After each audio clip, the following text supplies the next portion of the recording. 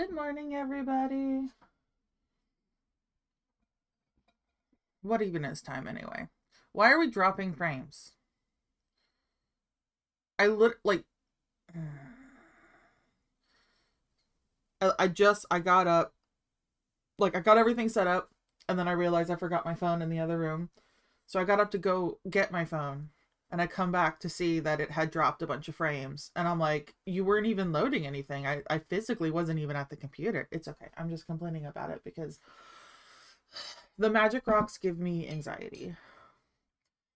Which is probably fitting because I think that's how computers work, is that we just put electricity in some rocks and that gave the rocks anxiety. And so like this is just sort of like payback.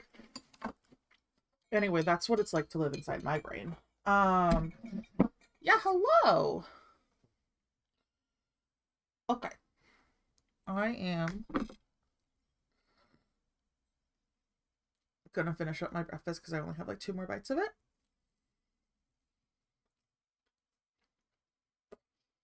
Chomp chomp.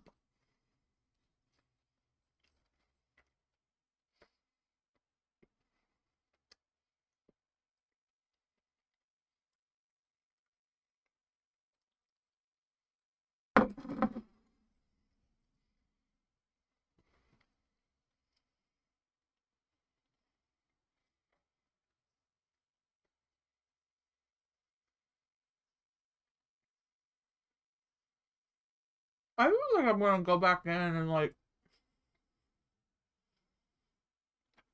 I don't know, I feel like I have chat rules. I remember doing that a long time ago. And by a long time ago, I mean a couple months. Again, why are we dropping frames? We shouldn't be dropping frames. Oh, well, I take it back. It could just be that the internet sucks.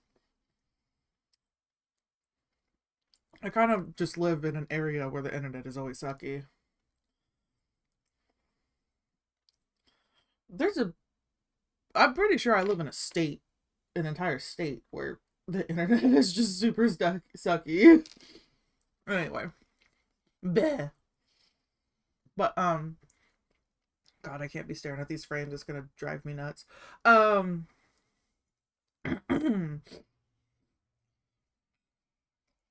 sorry about that. I've completely lost my train of thought.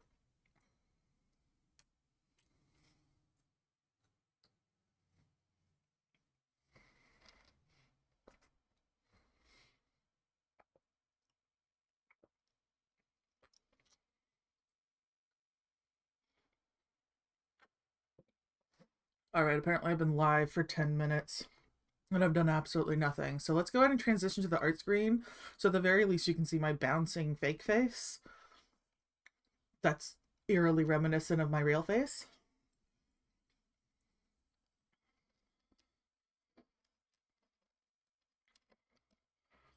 I can't remember who it was now. I think it was like my aunt.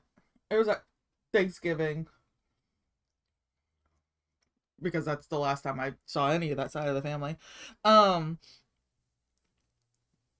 who like saw my little face thing, like I was showing, she was like, what the hell are you up to now? And I was like, actually, do you need visual aids, because I can show you. And so I showed her my stuff, and she was like, oh my god, it is you, like that looks like you, but you as a cartoon. And I was like, yes, I do in fact look like this. So if anybody wonders, look for the human, the real life human, who also looks a little bit like a cartoon. And that's me.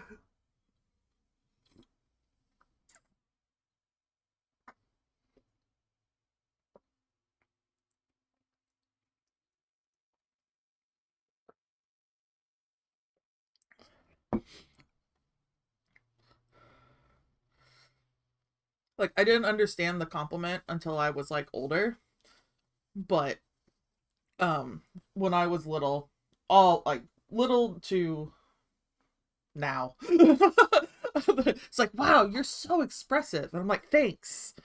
I watched cartoons growing up.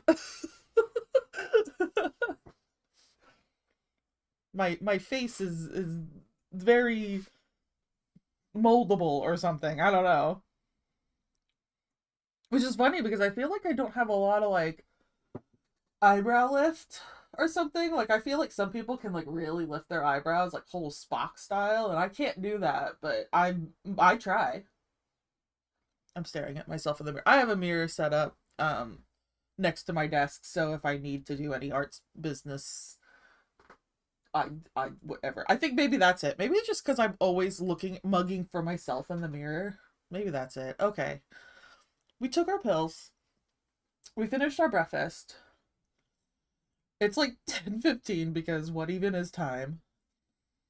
Let's just start something. Let's just do this. Let's just actually do things. We're being nice to ourselves. Um Sorry, phone. I know you really love your apple juice, but we're gonna put you over here now.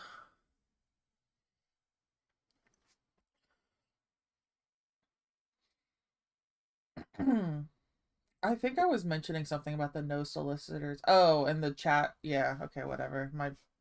I just now took my pills, guys, so it's gonna take like at least a half an hour for them to really kick in. I'm so sorry. All right. I need to change my chat thingies or whatever rules, policies to no soliciting because I really am. I'm so uncomfortable as to be like borderline irritated. Like it absolutely makes me a little bit angry. Just the just the littlest bit when people try to sell me things. I'm like, I hate money, but at the same time, like I live in a capitalistic society, so like I totally get it. I absolutely fucking get it. But I yeah. If you're gonna sell me something that I like really want.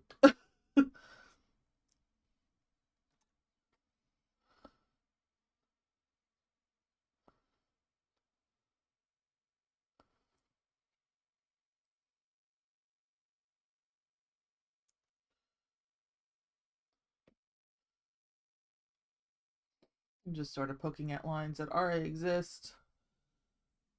Just because for reasons. Waking up reasons. Letting my hand warm up, really, honestly, is the real reason. This way I can pretend I'm doing work without actually really doing anything.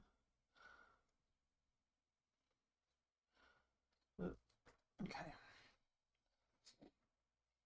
Oh my gosh, why is my throat so weird today?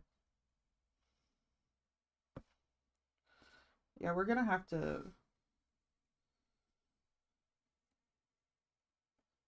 really do some like body care maintenance after this.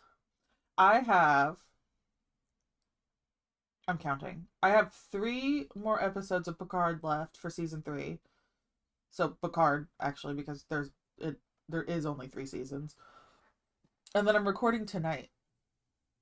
So not only am I streaming today, um, which I still wanted to do. I wanted to like do twice a week. So like this is a makeup stream from yesterday. Oh god, I gotta tell you guys about yesterday too. But yeah, no, I'm gonna be doing 2 shows today, and I'm already like, oh my god, my vocal cords are gonna be so strained and tired tomorrow. But we'll do the stream. We'll stop around 12:31 because I got late. Oh, my baby son, he's cleaning his face. Oh, kitty, those nails are really long. Oh, baby, be careful. You're gonna. So, Virgil, his nails, um, they grow pretty quick. We have to clip them a lot. Like honestly, usually we have to check him out at least once a week, if not twice a week. Um, Especially because he doesn't really like getting his nails clipped, so we can usually only get like one paw at a time and then wait for him to calm down. Sometimes it's in the same day. Sometimes we're like, listen, bud, we'll try it again tomorrow. Um, just normal cat stuff. He just yeah. Um, He's like, he'll let you get like one or two claws in, and then he's like, oh, okay, I'm done with this. Like, I stop holding my feet. I want to go now. Um, he doesn't like being picked up either, or like held, like trapped held. Um, he loves sitting on you, but only if like you wore a chair that he can then choose to get up and out of, kind of thing. I don't know, that's phrased really weird, but anyway, his nails, nearly all of them have a tendency, their growth patterns will grow in a circle and then like grow back inside his paw. Like, as in, like, we'll clip it and then we'll have to pull it out of his flesh, which I'm sure doesn't help with the whole, like, ow, it hurts when you clip my nails, um, kind of thing that he's going on. But yeah, they grow in, like, circles.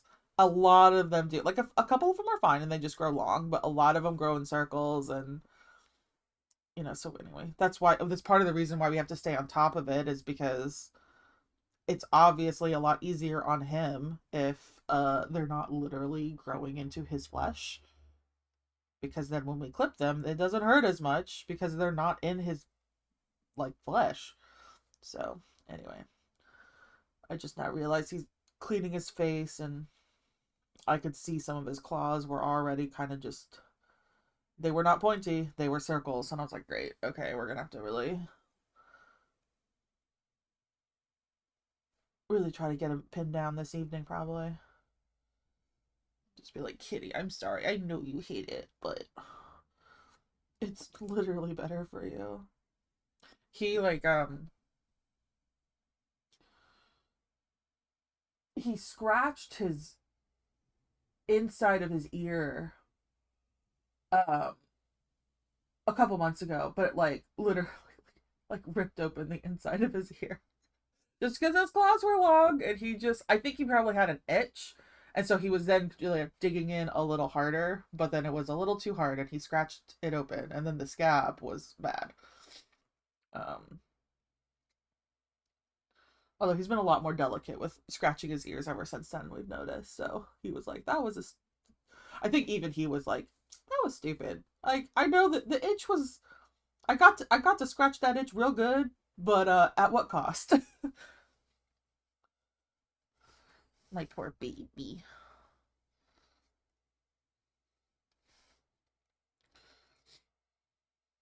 He's such a good little man. Are you staring at yourself in the mirror? Trying to figure out why that cat doesn't smell like anything? That's fair. You let me know if you figure it out, okay? Just staring at himself in the mirror. So cute. Okay. I can already feel my pills kind of kicking in. I feel calmer. So yesterday, there's really not much of a story to tell, but I'll tell it anyway. So we had a thunderstorm in the morning, and of course it was like, from 8 to like 11, you have thunderstorms or whatever. Like that was kind of like and I was like, okay, we'll see. And then yeah, like around 8:30, I was like, oh, I can hear like the rumble booms, like the storm's coming. And it was like it got really dark, like basically just kind of never really got light. And I was like, um, started coming down really heavily. Glad that I postponed stream, because honestly the audio quality would have probably been terrible, because it was coming down really hard there for a good bit. Which is nice because we needed the rain. It's been super dry, which is not abnormal for us, but yeah. Anyway, and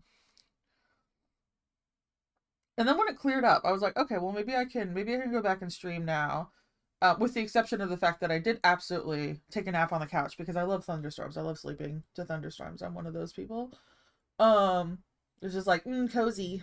Um, so when I woke up again, and it was like around noon, but the thunderstorm had passed and everything looked fine. And then my like neighbors upstairs, I don't know what they were, I like moving furniture or something. I have no idea.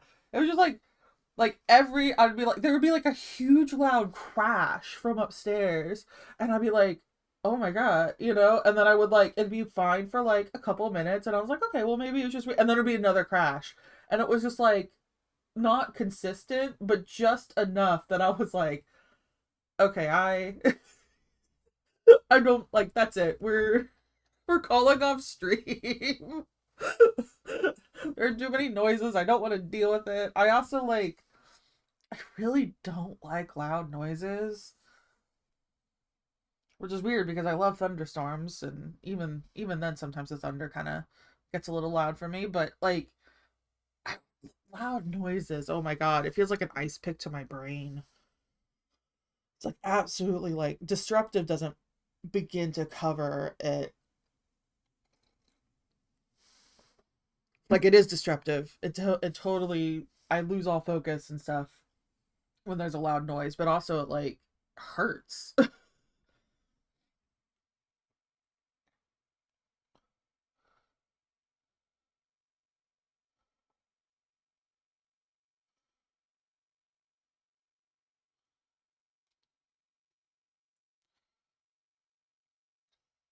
Okay.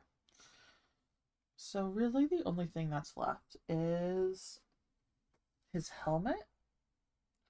I do need to clean up the words a bit, but yeah, basically hit Jameson. Jameson in his entirety, essentially. Okay.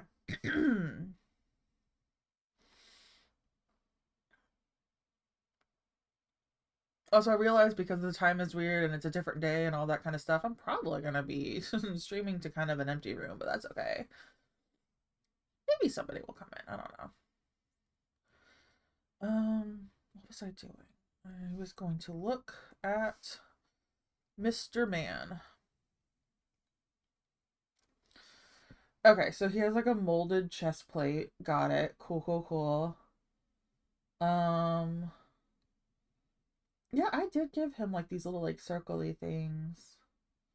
He definitely has a cape. He's got a big like kind of like a bicep guard, and then okay, kind of a centurion-ish looking ass thing. I think I just gave him regular level leather pants. I don't think I gave him like thigh armor. He does have a sword. I don't think that ever comes into play in the next page. Okay.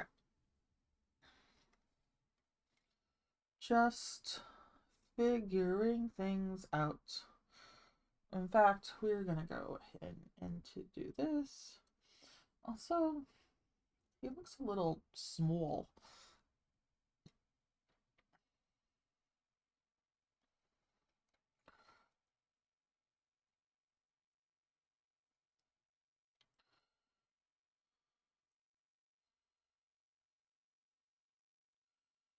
I guess I'm gonna have to figure out how his gloves work too. Like, are they full gauntlets?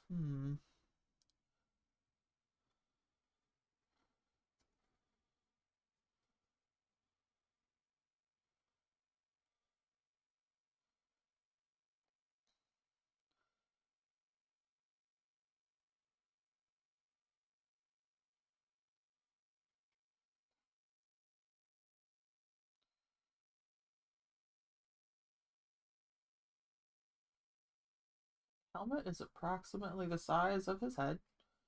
Makes sense.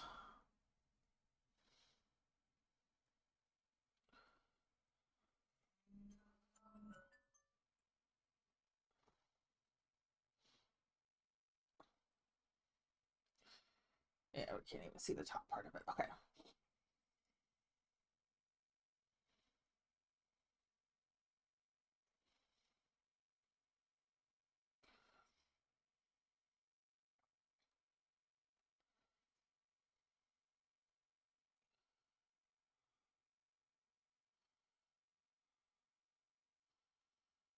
might need to just make this part bigger, like wider. Because I do feel like I kind of made him a little on the skinny side.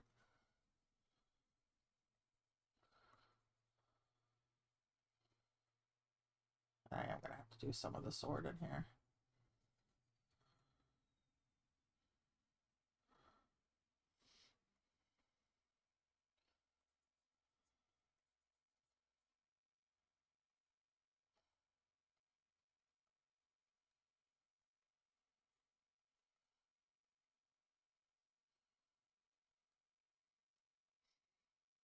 Oh, maybe he takes his hand and he's like literally gripping the.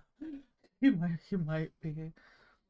I mean, she did totally sneak up on him and startle him. So like, I'm not saying like he should not be grabbing the hilt of the sword. I can kind of almost understand the immediate knee-jerk reaction to doing that, but yeah, I think I need to just make this wider. He looks a little on the skinny side. Also, same here. Maybe I just didn't draw him big enough.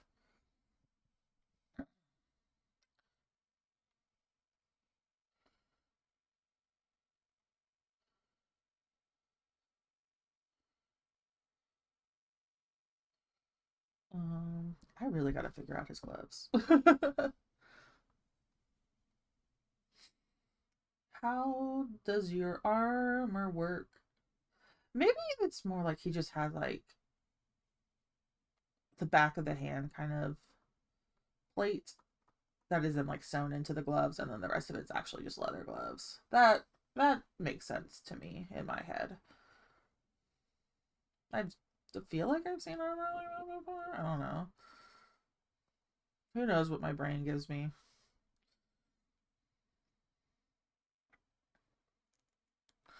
I think that's sometimes the problem with having like an incredibly like visual brain, and like yes, I see images in my head. I'm one of those people.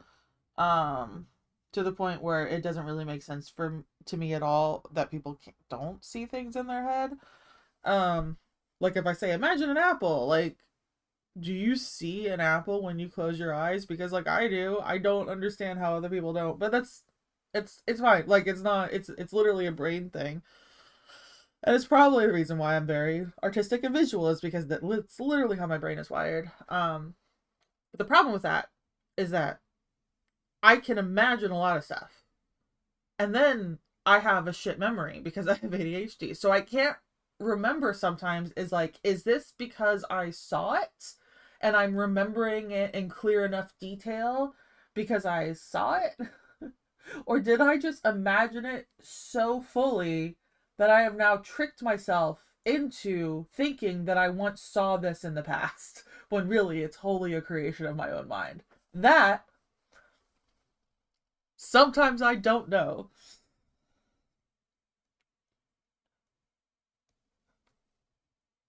It's usually just like it's never for like situations. It's literally just objects of like, yeah, I think I've seen that pen before. And I'm like, have I like seen that pen before, or have I imagined a pen like that before? Like it's usually like a static kind of image and object. But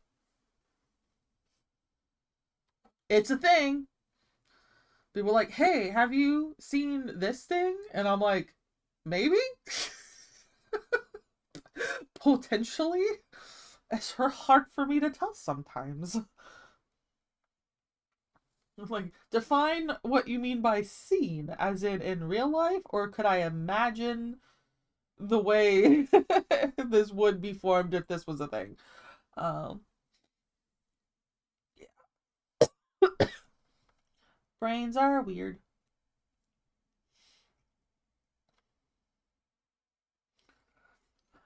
How do I want to do his armor?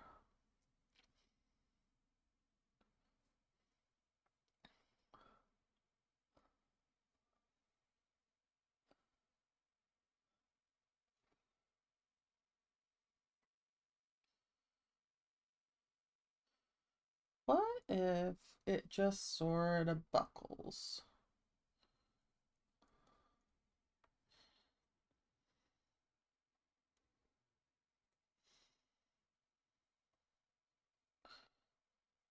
And this is like the inside straps of it or something.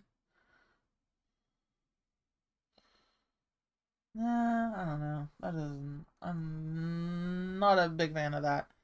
Also, that's on the inking layer. Good job, freaking me. Let's go back and see how long I had drawn on the inking layer. Too long. How long over here? Okay, no, it's just this panel. Okay, good job, me. It's fine. Everything's fixable. Especially when I get to do this. Okay, we're gonna go. What was my last little? I think we're good there. Okay. Hem. Really wanted to finish this page, but also his armor's like, I don't know, stressing me out. Let's do the helmet. Let's just we can put in the helmet. I think we can put in the helmet.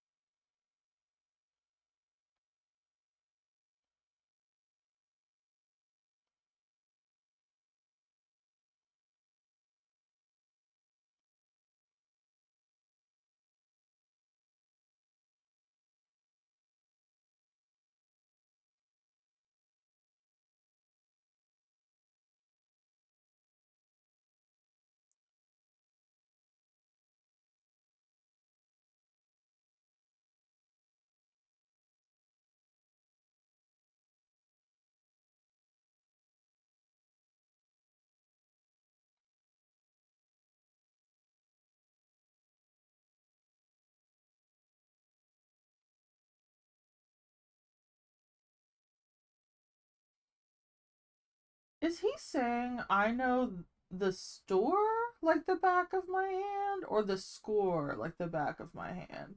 Because I think this would be really funny if it was a song about the most like I don't know. I'm kind of honestly imagining a retail employee who's like real kind of like frat boy arrogant about it. Be like, you're looking at the man. I can tell you where all the products are on these aisles. Somebody call Weird Al Yankovic.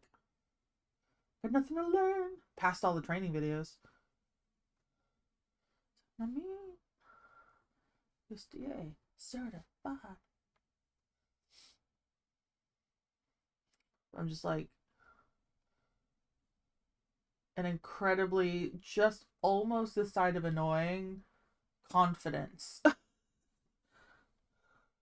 I'm like, I think that would be.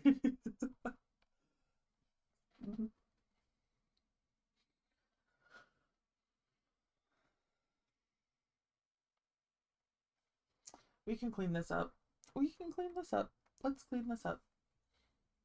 That's not the eraser.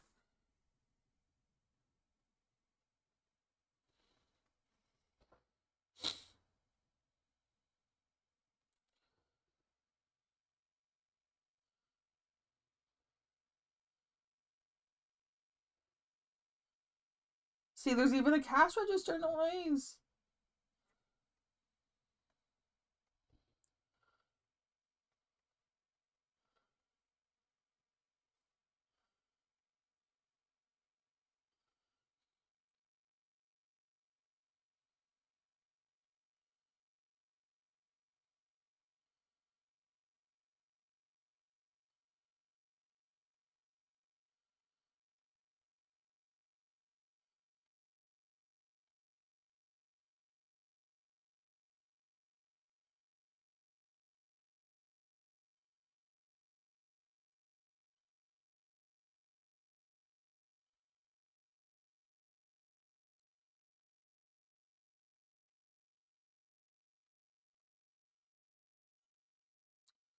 Also, why do my back and shoulders hurt this much?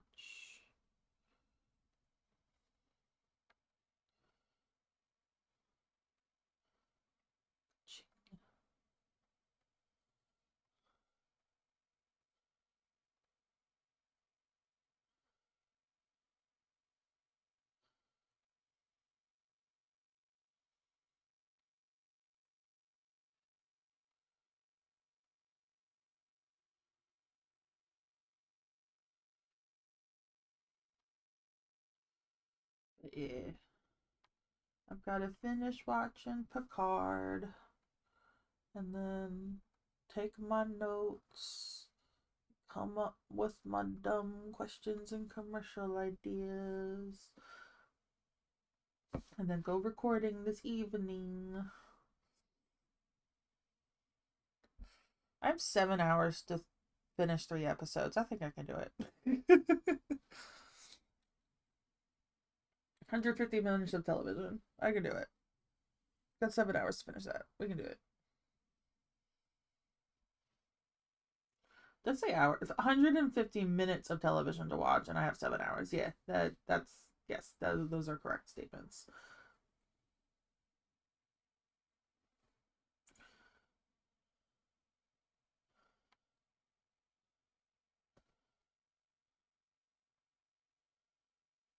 I'm not gonna do that outside. I might do the inside. Nah, we'll just leave it like that.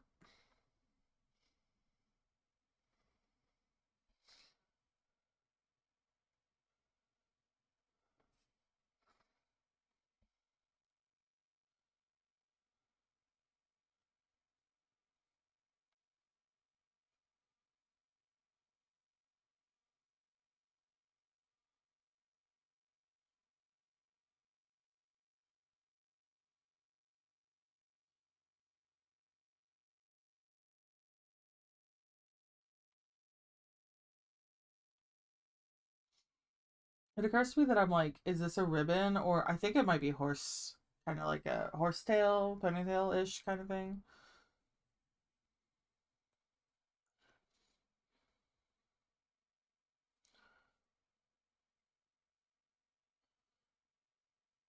It's probably well maintained, except for that little bit right there. Maybe they put wax in it or something. I don't know.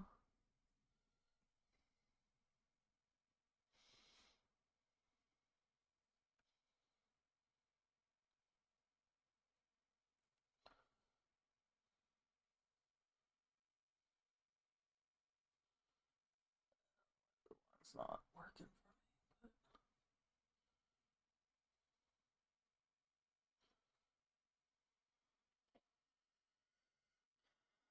More cleanup, but that's better. Better than it was.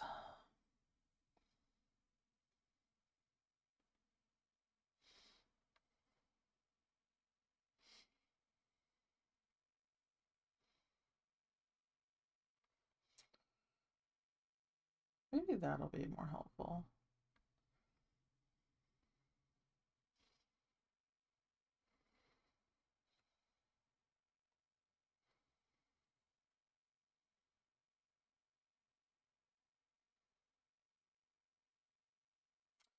Wait.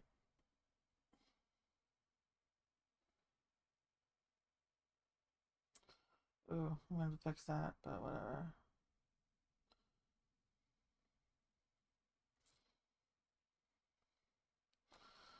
Can we just make it bigger?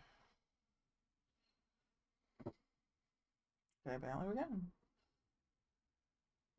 Let's play with that a little bit.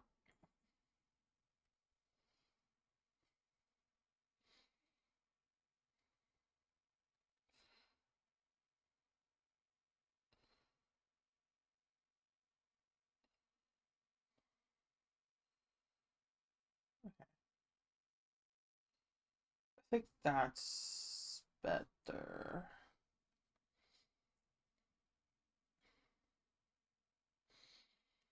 Oh,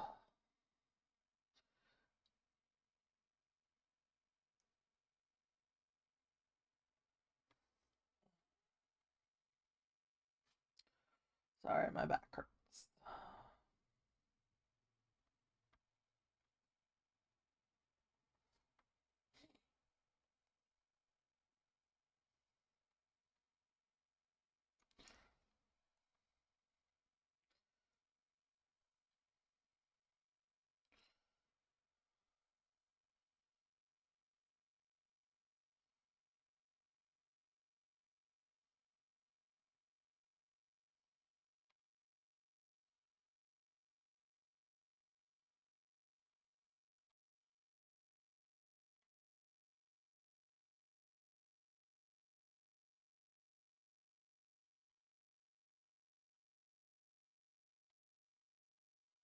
Something like this, maybe?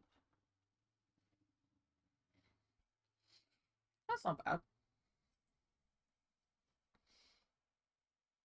Gives it kind of a shape.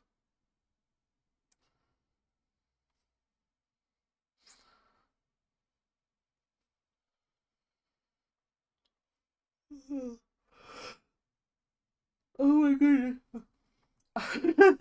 I guess I did say I was gonna yawn through this.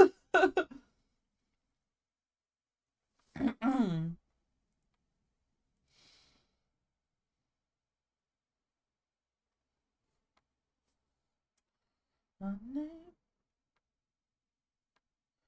nowhere left to dream, so I just stay awake. That does not make sense in the sense of fabric. We're gonna leave that little open because I lost the plot. There we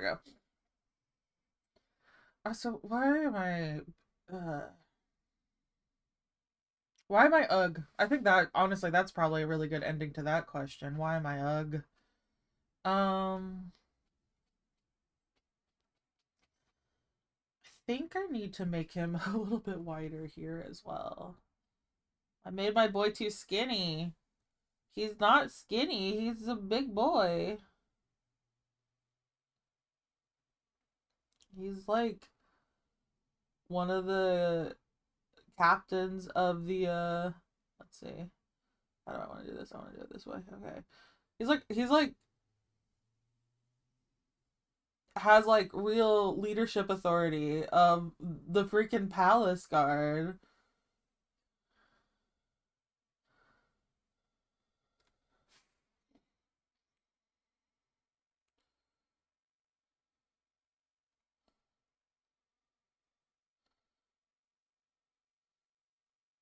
He's got why he looks like a Dorito.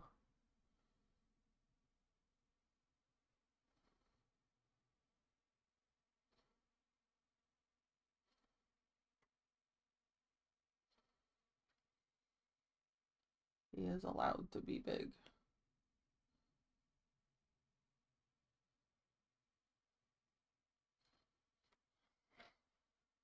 I think that's actually better. Yeah, I think that's a closer proportion to what I'm thinking of. Oh, we can do okay.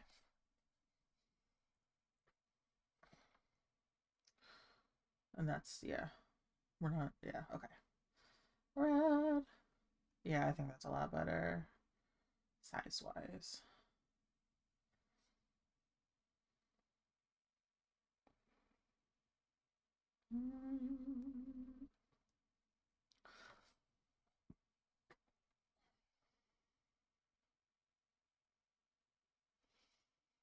I think part of these oh, because it's like the cloak is like draped over his stuff.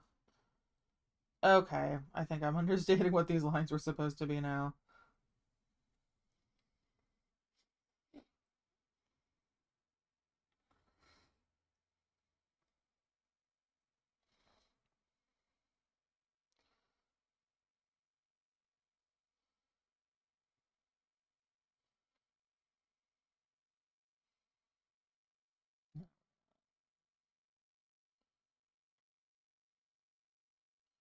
But then that line would be like here, because that's the cloak. So,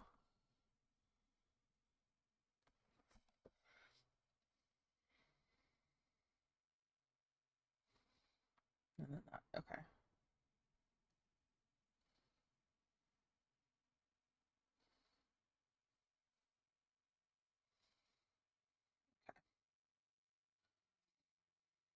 Still not exactly sure on his armor, but we are going to have to figure it out very soon.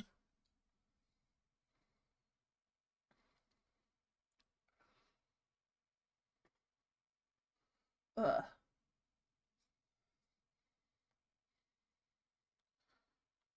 I'm at okay. I feel like I was gonna say like I'm at the stage where, and I'm like, no. I mean, you can put words together to make full sentences. Um, I feel like if I could just crack my back would feel better. I don't think that's true because that's a thing that like I always think, and then I crack my back, and it does feel better for approximately 2 seconds, and then it's right back to feeling where it was. Um, but like that is the overwhelming feeling of like if I could just get it cracked. It's like right in the middle. There's like a spot right in the middle that I'm like, if I can just get that spot to pop, maybe I'll feel better. And again, I kind of know that I won't. Because I know that part of it is not like, I mean, maybe partially I need like an adjustment or whatever, but like I know it's because poor posture and my muscles are bad. Um like I know why it hurts. Like it's not because my bones are out of place. It's because my muscles are bad. But it hurts. Okay. God, that hand looks really little now. Man,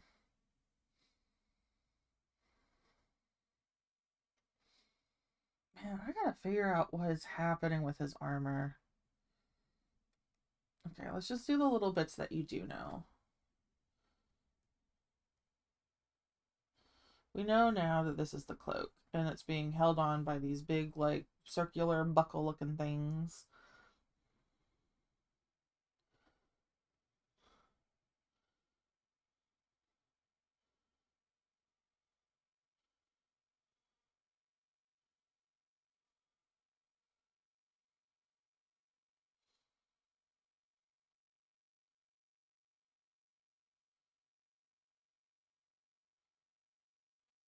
Okay.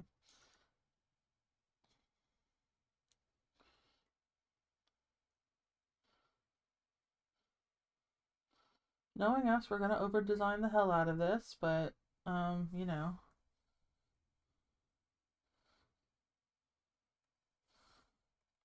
Let's try our best to keep it balanced and reasonable.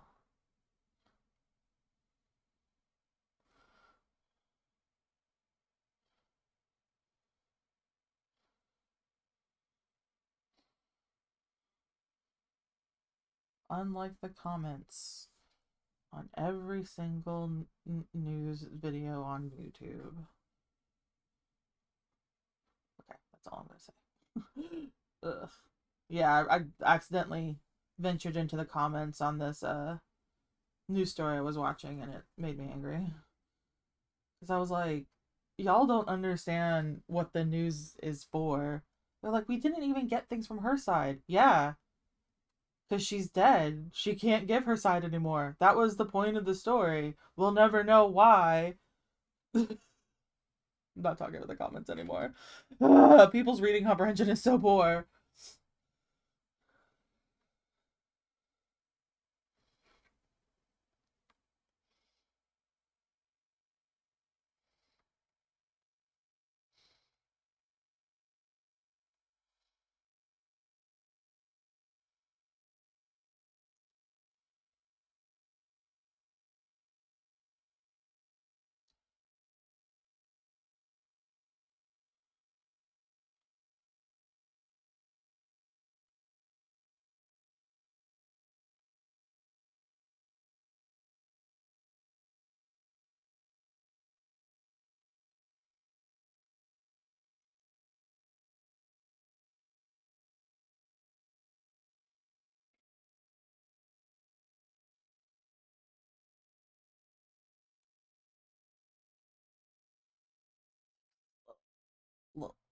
That's not in. There we go. That's in.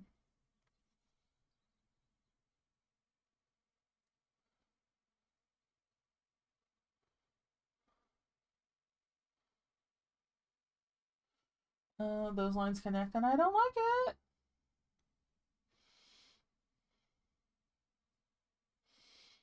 Um, how am I going to connect this in a way that doesn't make me want to throw a fit? Such a great question. I'll just do that. That's livable. It's livable to better, even. Okay.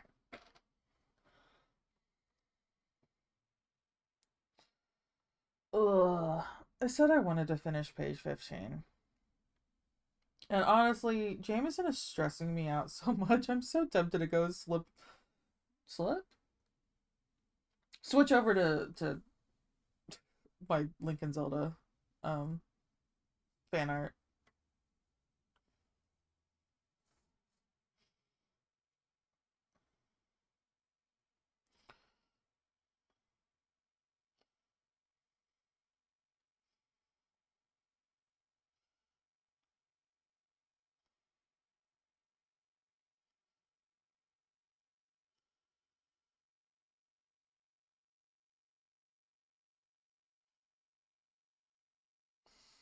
I'm trying to figure out what this line is and if it needs to be in here at all. I think one of those is like a hairline, which I will put back in, but for now this does make it easier for me to see what the hell I'm doing.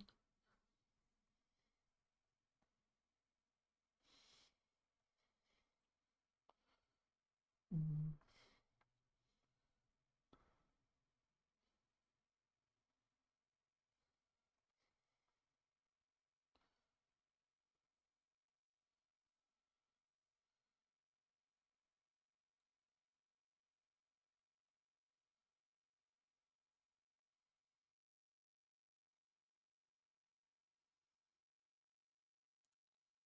Just cleaning up things as much as I can before I throw a fit and go to a different piece of artwork.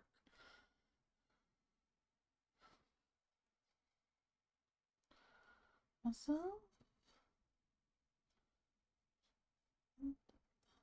back up on the shelf. Am I coming out of left field? Ooh, 1966, yeah. Over now, feel it still. Just for kicks, yeah. But now, feel it still. To feel.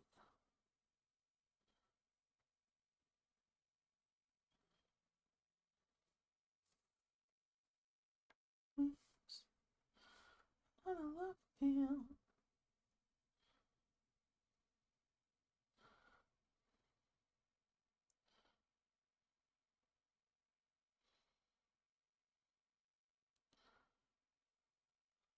Just for kicks, yeah. 1986, yeah. Over now.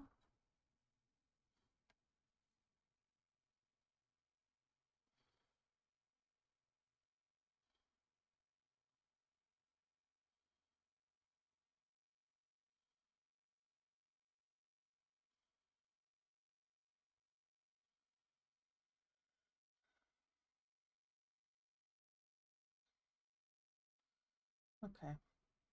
Alright. We're hitting save. And we're going over to Lincoln Zelda. Sorry for switching, but I don't know. There's just blah, blah, blah, blah. My brain is not in the right spot today, I think, to try to finish up page 15. I'll try to do it over the weekend along with my other things I have to do. We are working on the Goral.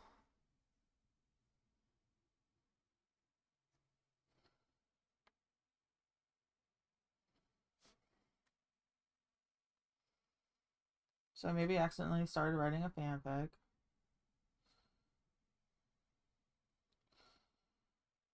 It always feels weird adding teeth into these, but it is kind of not the worst idea to do. Teethies. I mean, obviously I'll clean them up. They're not gonna stay like that, but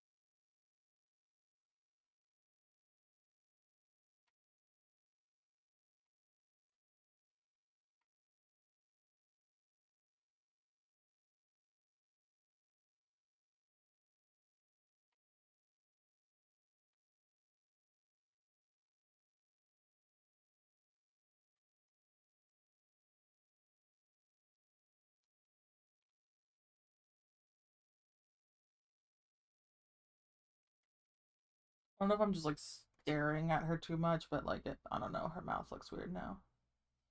Yeah, I'm just fine. She's staring at her too much. Also, I like haven't finished her teeth at all, so that's probably a lot of it.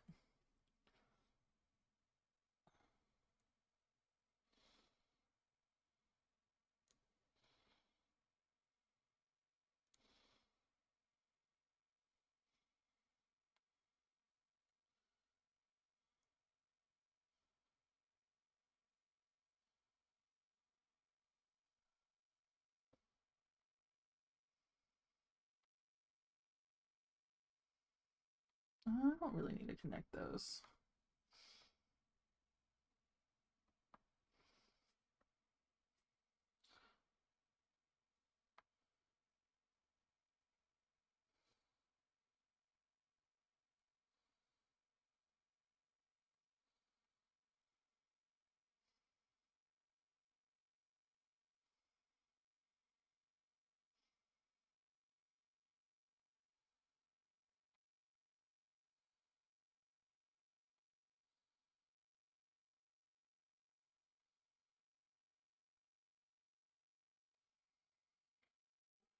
You know, make me feel better. Coffee.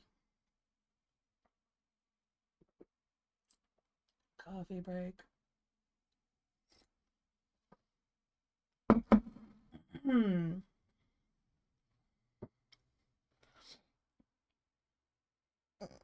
Ellie. I'm okay.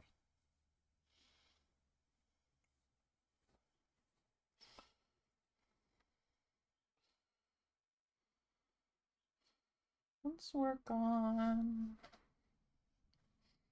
Let's figure out her hair.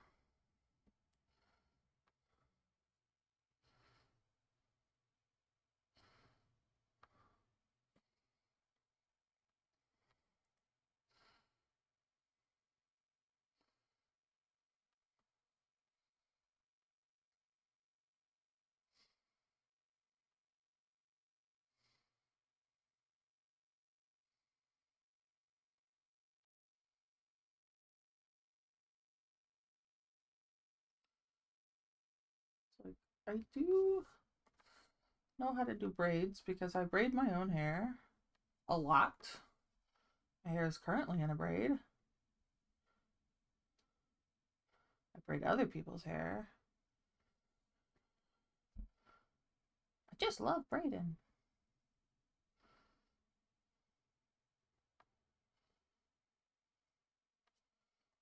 Okay, but you know that whenever you do it that way, it annoys you. So let's take that out again.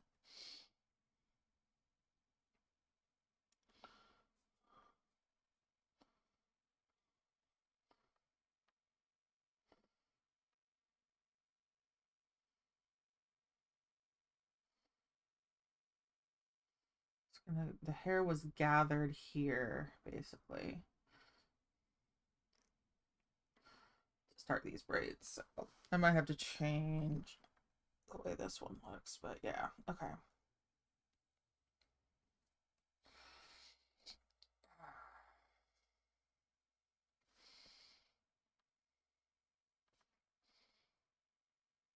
Yeah, nope.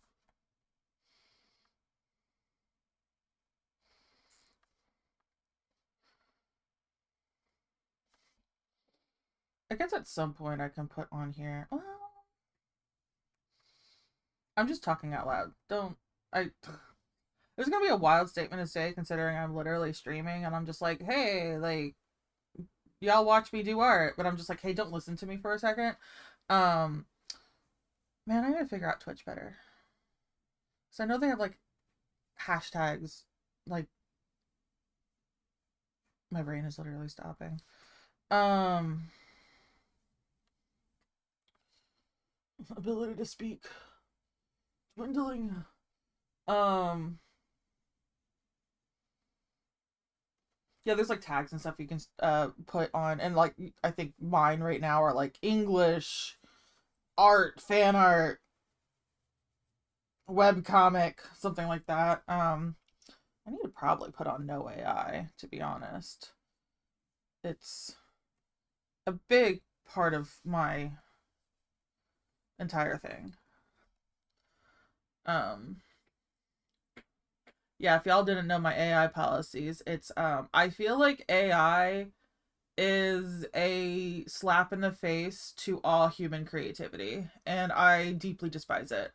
Um, I think the it's the LLM and the generative AI that I really don't like. I think AI can be a really cool tool. It's just that right now everyone has made this really cool screwdriver. I'm like, great.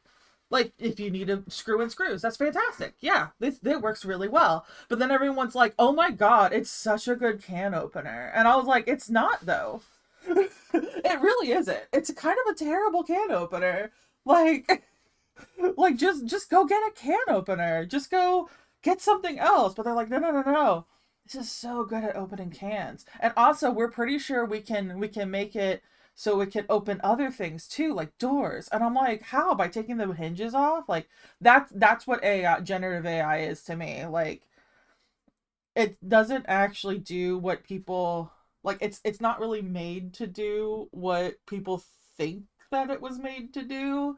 It's just a big probability machine. And like yeah, anyway, I just really don't like AI. I'm just like I think like honestly using it for art stuff is it really is a slap in the face of human creativity. It's just sort of like we spent so many million like we spent thousands of years evolving to be able to do stuff like this. Why are we throwing it away this easily because we made a magic rock with anxiety that can do something worse than what we already do naturally? Like I just not to mention almost every single AI like company product out there has a foothold in like literally Nazism, and so I'm like maybe not. I don't think I want to use your product. Like uh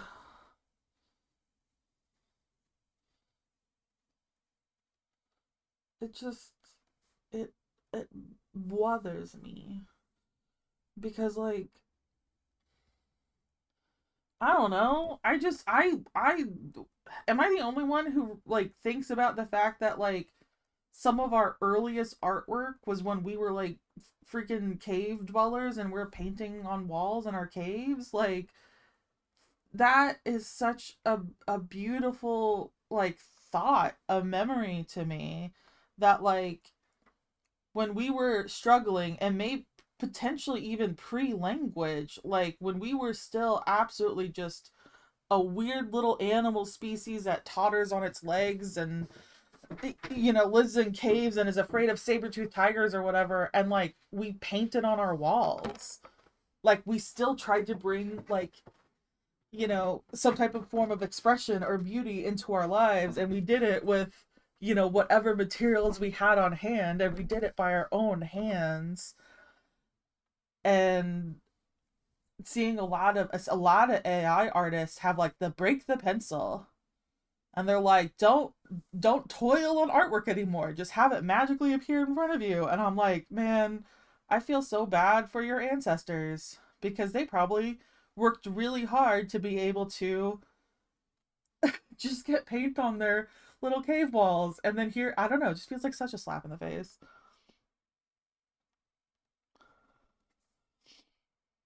And it's like it's one thing if you're using it as like a different type of art tool, but like people really aren't. They absolutely are not. They're just stealing from other artists and then being like, but I wanted this idea and I didn't want to draw it myself. And I'm like, well, that's kind of the problem. You just didn't want to do it yourself.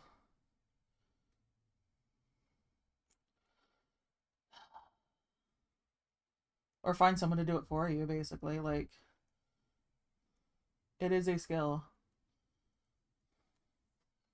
It's not a privilege or a right.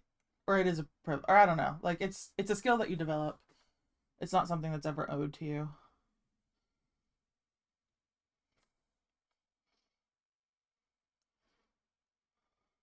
Also, hello, hi. I'm incredibly opinionated.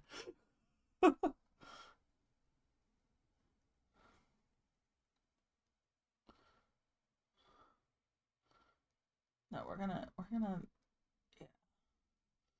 give him a little bit of white to show around his eyes to indicate that he is kind of nuts.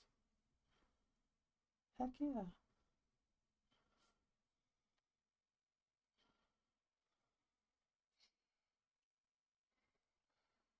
And this, I don't know, the story of this fan art, I'm pretty sure. I mean, I labeled it Link and Zelda are twins. So, Link and Zelda are twins. That makes Link the prince. That's he's gonna make that Hyrule's problem.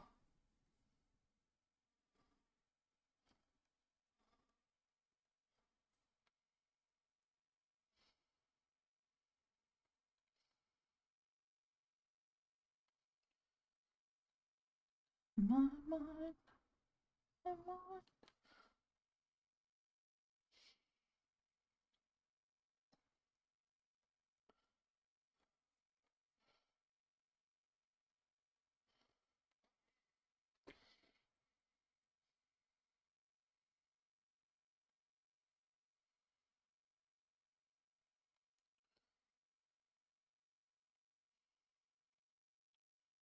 What do I want to do? I think we'll do something like this.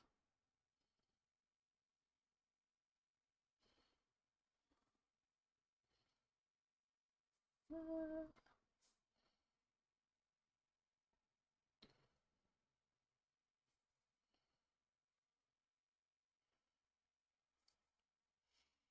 we'll do this.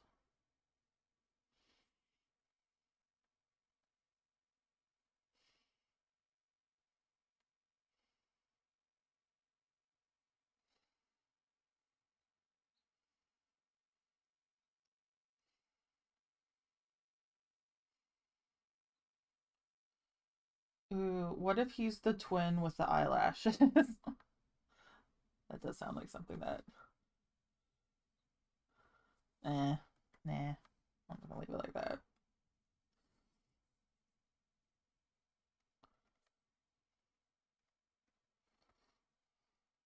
Too delicate compared to hers. I might fix those later, but whatever. Oh, I'm shrimping.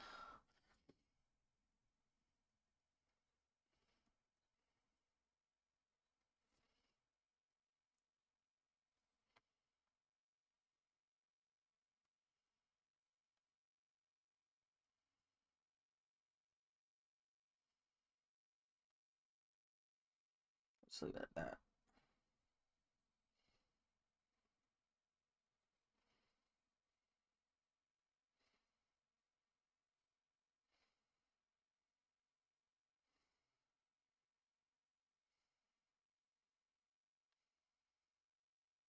But yeah, I think in this this fan art, the world of this fan art is they are twins. They are fraternal twins, obviously.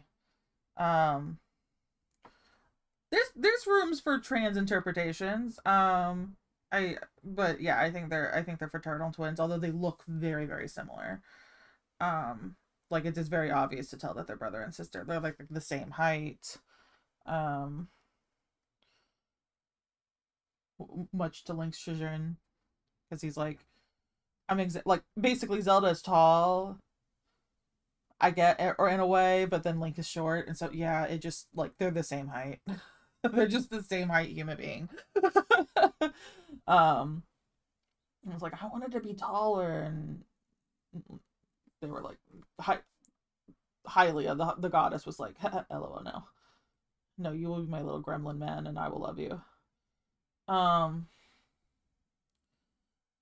but yeah, there would be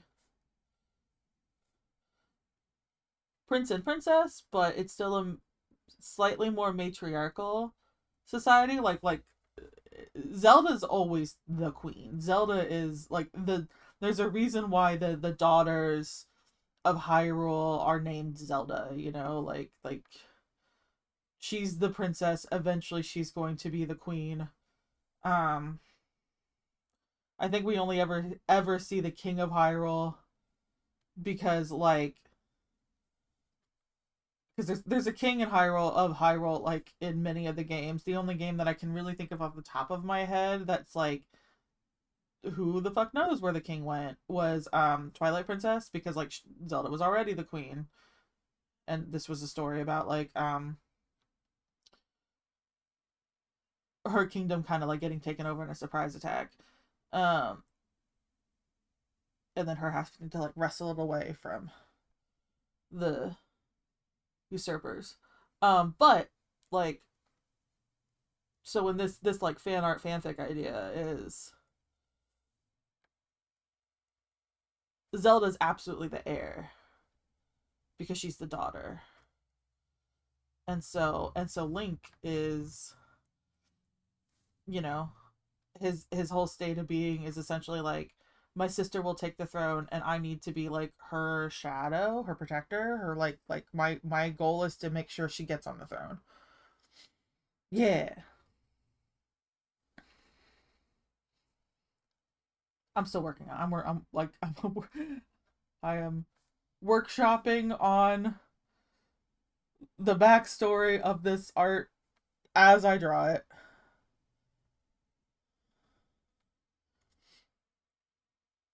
Ugh.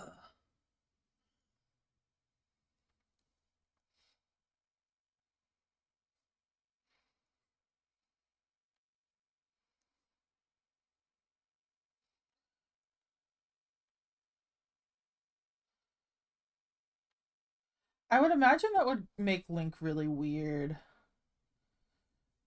I think it's fitting though. I think it fits. I think there's like interpretation where like that works, because like the things uh,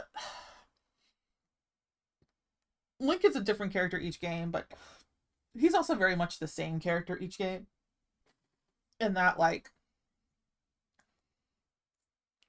the silent protagonist almost always has someone else speaking for him. Um, whether it's Navi or Tattle or whatever. Um, depending on the game. Sorry, I'm now stretching. Kitty, is there a demon in the corner? What's going on? You're so attentive to nothing at all. Or did you just wake up and you forgot where you were? Oh, I think he just woke up and he forgot where he was. Okay, never mind. Okay, bye, kitty. Sorry, bye. Um, just standing. He was just staring at the corner of the room, like very intensely, and I was like, "There's nothing there, kitty. Tell me, do you see a demon?" Anyway, I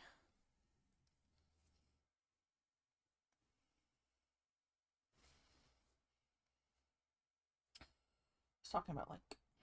Yeah, like Link is, yes, he's a different character, but he's also like very much the same character each game, and he's quiet. He's creative.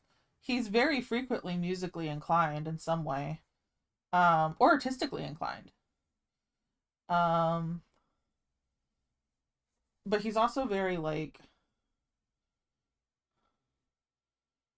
he can be very quiet and somber, and like a lot of the choices that are given, even though the players get to kind of like choose, so, especially in the later games where they have like options of like, how do you want to respond, blah blah blah blah blah.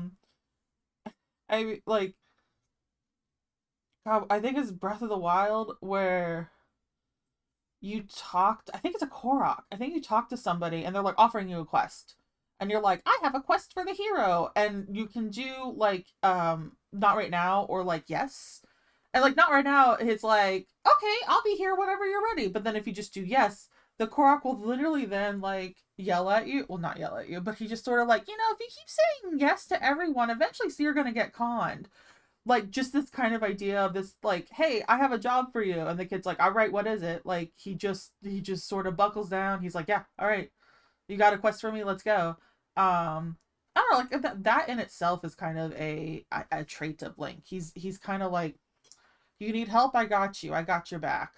Or how, whatever kind of interpretation you want of it, but he'll say yes without hearing what the details are first. Like, that is kind of his thing. Whether he just wants to help people or he feels like he needs to, maybe that's up to interpretation, but yeah. But like adding that to oh my god, what if he was a prince? Like, what if Zelda was his sister and the heir to the throne?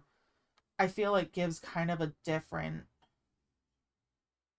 feeling to that, because like in that case he really doesn't have to accept quests from people, if you think about it. Like maybe he's like, cool, I'll hear your request and then I will find a person to put on it, but he doesn't do that. Like I feel like Link would still be like, all right, what do you need, and then kind of like do it himself. And I feel like that also says something about his character. Yeah, Link has never been in like a town management. He's always just done it himself. Oh my god, what if I high rolled the kingdom manager? Nintendo, when? Nintendo? Nintendo, give me the Hyrule Kingdom manager.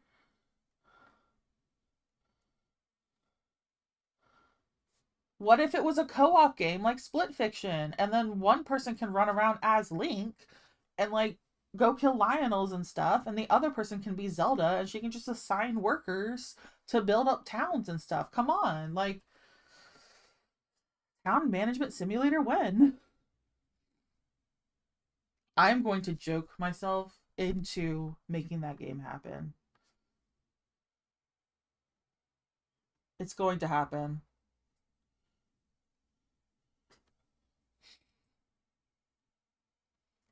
And it's going to happen because at some point I'm going to make so many jokes and so many like things about it that I'm going to be like, should I just make this game myself? And then I'll make a fan game and then I'll make Nintendo jealous at me and then they'll just sort of, Pocket Pals Potopia, Poketopia? I can't, Poketopia, I think it is what it is. A game out of it because they got so jealous they had to make a game that was better than the fan game. That's what I'm gonna do. Yeah. Secretly manipulate Nintendo into making the games that I want to play.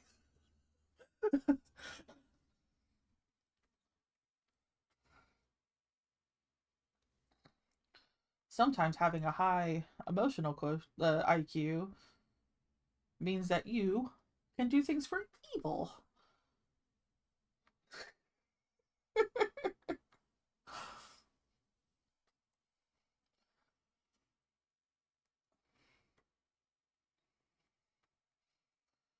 How I.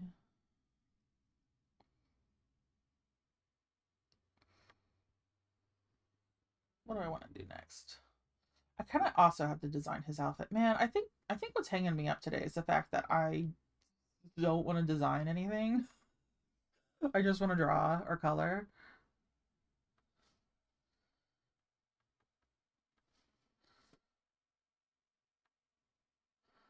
It's like I don't want to think. I just want to draw. Maybe that's my, yeah. To be fair, I've got a lot of thinking and stuff I got to do in preparation for recording, so maybe that's it. I've also already done a lot of thinking because I've been prepping for recording tonight.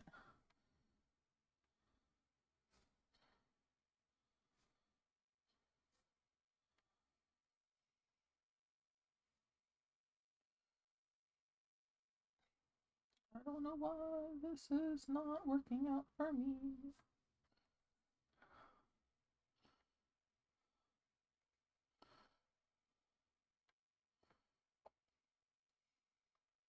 Oh my god, can you imagine though, like your twin, right? Your sister's the heir. But your sister's also kind of like the famous heir. Like there's always a Queen Zelda. Your sister is Zelda. She is going to be queen someday. She is like has the blood of the goddess Hylia flowing within her. So do you, incidentally, because you're her freaking twin brother. But like, she's the special one. And then like, she's a princess. Like she probably gets like, there's probably like a big to do on your shared birthday because again, you're twins. And so like everyone gets, little Princess Zelda a gift. Do people remember Prince Link? Does Prince Link get gifts? I mean, I think he gets some gifts because especially like the aristocracy, the higher ups in the court and stuff like that, are going to be like, you can't, you have to give a gift to the children, otherwise you look like a butthole. Especially because like they're twins, they're like it's their shared birthday. Link and Zelda probably when they were little were relatively inseparable because you just sort of take babies together everywhere. It's just like that's the nature of children. Unless like they were gonna do something really messed up and like split them up or something. But yeah, for the most part, you just sort of like, oh, they're siblings. You just keep them together, whatever. Why hire two nannies when you can hire one? um, but yeah, like I wonder if he learned really early on that like people saw him second. Like Princess Zelda and her brother, Princess Zelda and Zelda's twin, kind of thing. That would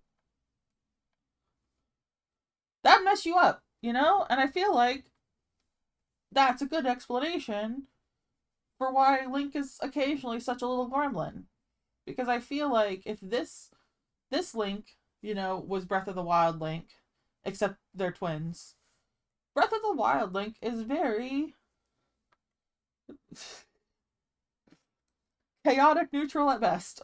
He like that is a game that inspired you to use the environment to your advantage and to other people's disadvantage. I mean, that straight up they're just like take this boulder and toss it on some people.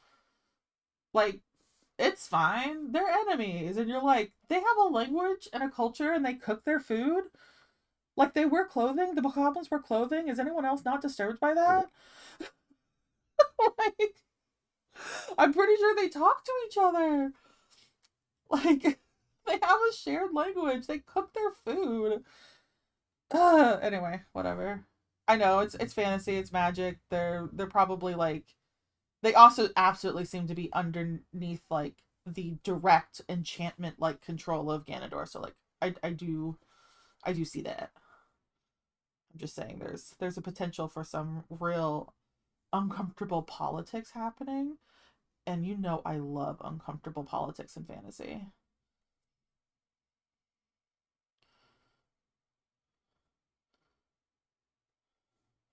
We're living in times of uncomfortable politics. So, like, heck yeah.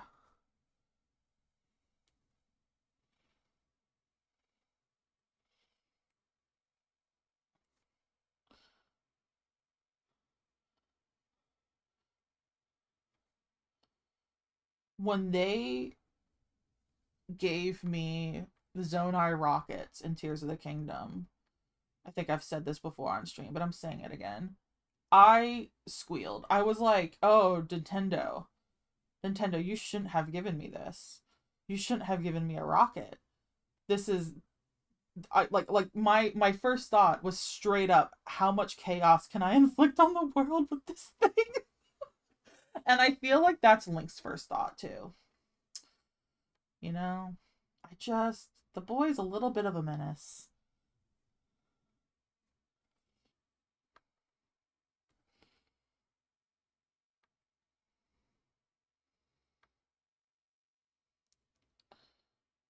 Okay, what do I want to work on next? Like, I should work on her hair? I mean, I'm gonna have to work on her hair eventually.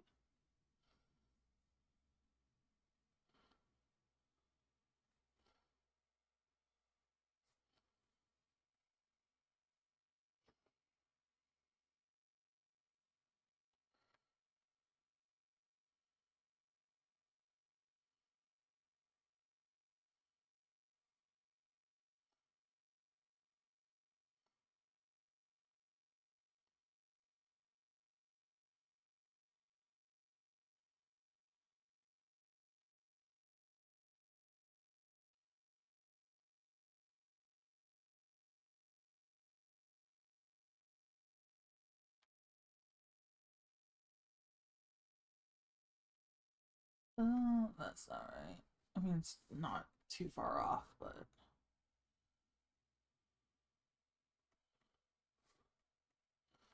I think it's actually more like that. There we go. That looks better.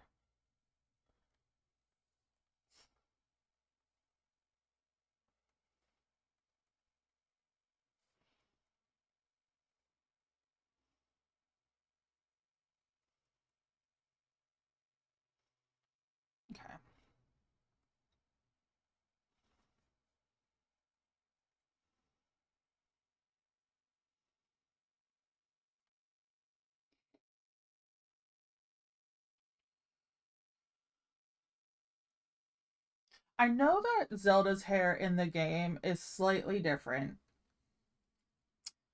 Honestly, it's fine. I mean, especially if it's fine for a princess. The way it looks like is like if she had. It looks as if, okay, so say this is Zelda's back of her head. Apparently, we're just doing a little demonstration today. It looks like she has gathered up her hair first like this, and then she braided two braids like this. And then she wrapped those braids around her head, probably in a crisscross, and then like her hair is long enough they absolutely could have gone all the way around her head. So really like, but that's also not what it looks like, because in games it just has like, here's the full braid. It was like a braided headband she just put on.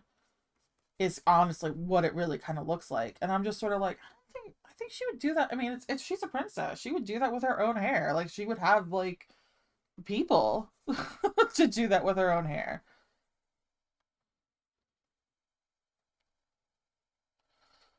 So anyway, in this one, I decided to do it as if it's she's in her casual wear. This is her, running around Hyrule outfit, not her her queenly robes or whatever. Um so I'm just having it as she has braided, she's taken basically like, here's her bangs that she's left out. She's left out her bangs. She has braided, starting up here, and then she wraps those around her head and then like ties them probably in a bow behind, like underneath the rest of her hair, and the rest of her hair just flows back over it, hiding then the braid. So I think that's what she, because that's, I mean, you could do that while you're like, you could do that at a hotel, you don't need to have like your entire court revenue there to like make your fancy hairstyle if that's your hairstyle. You can have a fancier hairstyle for court for sure. Like you can have like a team of people building your hair up into some type of like, whatever giant loft wing bird shape maybe. That would actually be kind of funny. Maybe her mom did that. Ooh, that would be funny. I'm a big fan of having court people have insane hair, because like,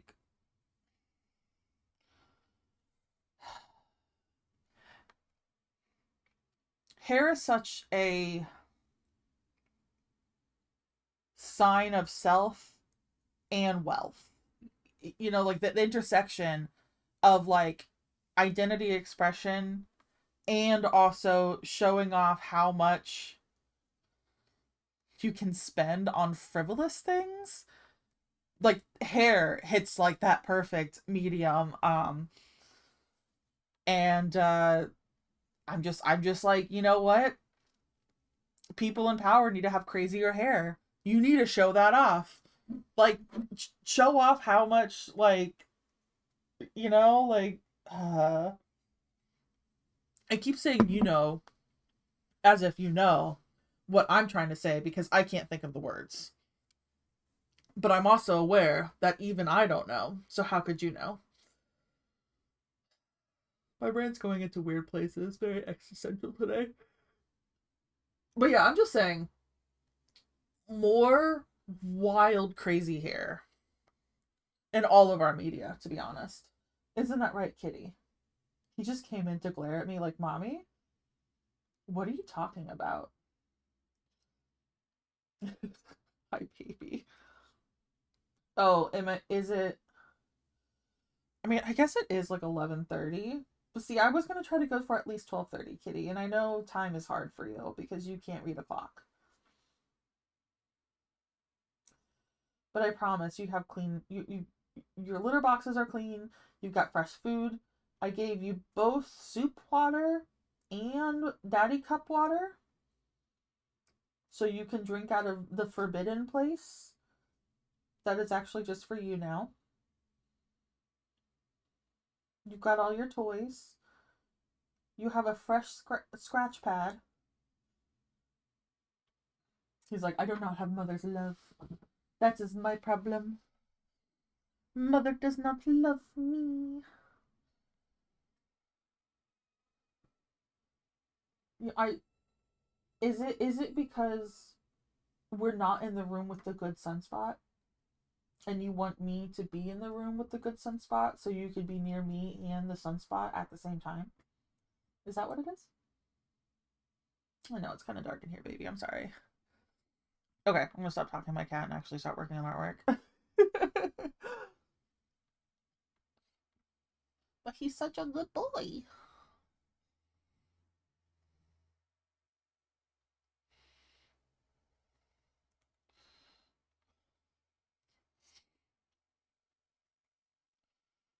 I'm gonna curve this a little more.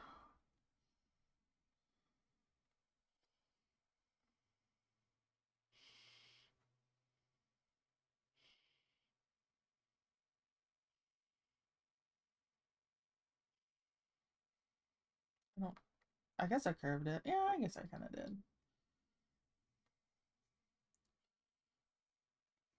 I think Link just straight up has his arm. It's kind of like caught her hair a little bit in his elbow.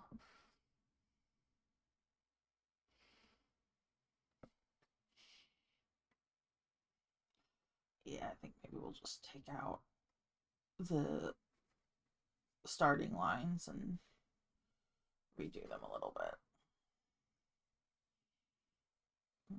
Check out this one too. This one was a little too low. Okay.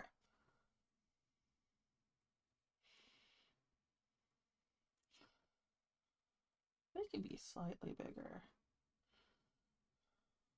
I say as I'm to make it skinnier. Okay.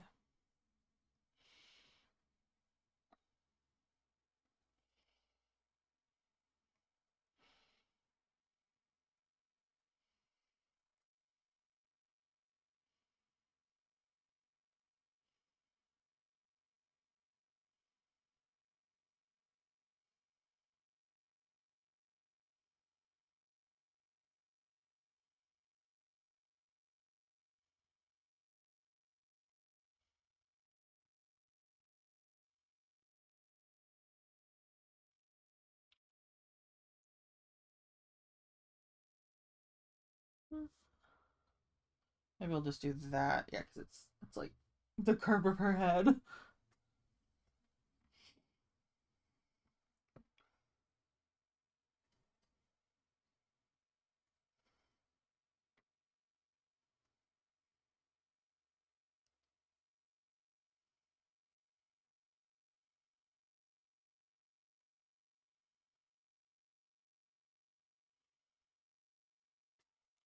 Actually, the lines really would be more like this, wouldn't they?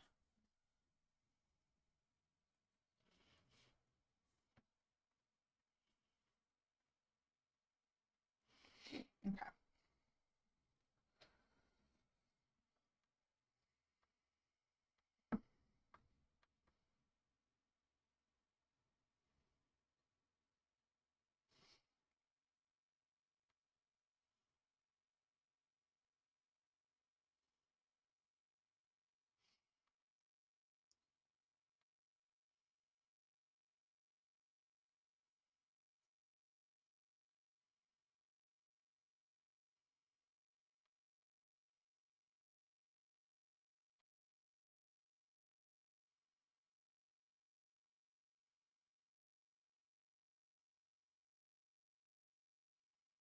Also, yeah, I feel like this. If Zelda was gonna sneak out, and maybe she, maybe Impa's her attendant, or maybe she's just straight up sneaking out. Like in Breath of the Wild, it's just her and Link for a really long time. Now, I think that would change if Link was also the prince, because I think the reason she got to go out was because Link was like her personal bodyguard. Um, yeah, but yeah, like this style would she could do this in an inn. She could do this in a stable, you know, or like the stable association, which is also like the inns. in Breath of the Wild for those who are not uh absolute ravening Zelda fanatics like I am.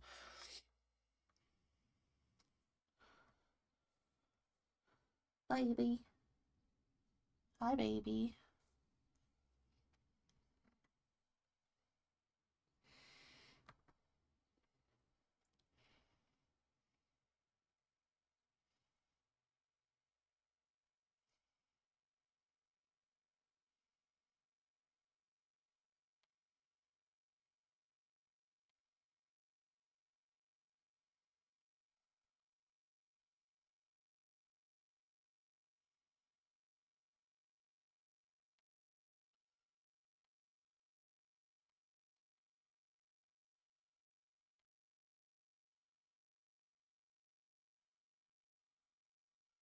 Clean up some of this because it looks real bleh.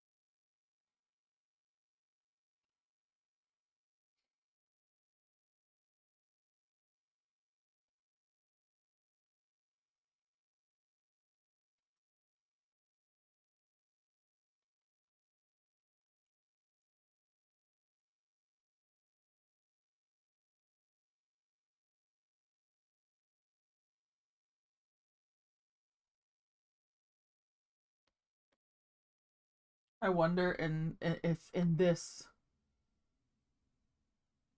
fan art fanfic story, if like the ultimate kind of through line messaging of the game, story, fanfic, whatever story, because each Zelda game has very similar topics, but they're all slightly different stories. Um, and like like Wind Waker is stepping up to become the hero that people needed because like the destined one didn't show up, like he has to, and part of the reason he's proving himself is like because he is just like a kid from outset, like he's not the destined warrior, like they make that very clear in Wind Waker. He's the guy, he's the kid who has to step up because like no one else is going to rescue his sister, um like literally he had to team up with pirates to be able to rescue his sister. There was no one else to do it, so he just had to do it. Um and then like Twilight Princess is like kind of a little bit accepting your destiny, but also like kind of like it's accepting your destiny in a much different day, much different way, because it's like Twilight Link was so content in his hometown, and like you could almost tell like he didn't really want to leave. He had everything. He had a really good job. He had his horse. He had a potential girlfriend, Ilya, kind of stuff. And then like stuff came to his village that made him have to like venture out again. But then he kind of like, I think he, at least by the end of the game, I think he kind of falls in love with the adventure because he fucking leaves again. Like he leaves. He realizes he's his house is still there, maybe he'll come back, but like he's grown up so much in the adventure that he wants to continue um adventuring and all that, like he doesn't necessarily like want to stay in his little hometown anymore. He wants to continue seeing the world. um yeah, basically like every Zelda has a slightly different story, so I think this one the fanfic for this fan art that I'm still drawing, I wonder if this story is really Link learning how to step outside of the shadow of his sister. Like he spent all of his, childhood or whatever being just the princess's brother. Princess Zelda's twin. Like, he's just the brother. He's the spare. He's the spare heir. Um, in kind of a very defined sort of way. And yeah, let's go back. Let's just go back to the eraser. But but yeah, then like yeah, so basically, if it's Breath of the Wild, because I definitely that's what I'm modeling the people at. That's what I'm modeling these characters after. Is the Breath of the Wild characters. Um,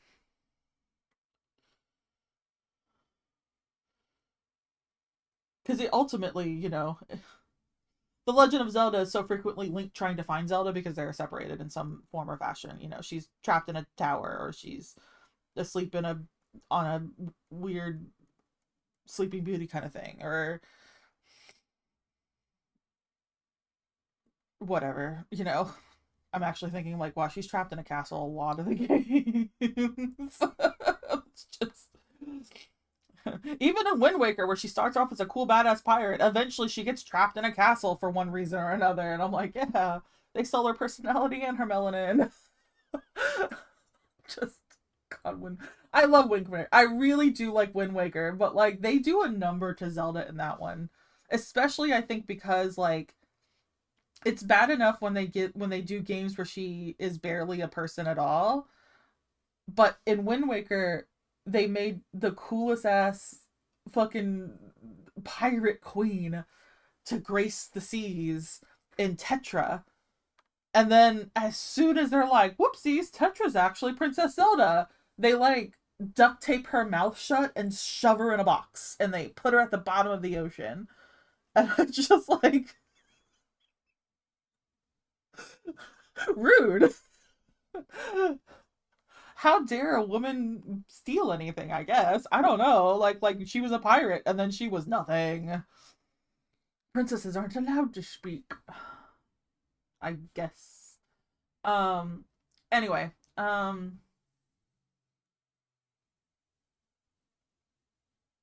yeah. So basically in this fanfic for this fan art that I am still drawing, we'll have to separate Link and Zelda. The easiest way is if you do Breath of the Wild, Ganondorf or Ganon or whoever has already taken over. Zelda's on the lamb, and Link is shoved into the Shrine of Resurrection because he had an oopsie fatal accident.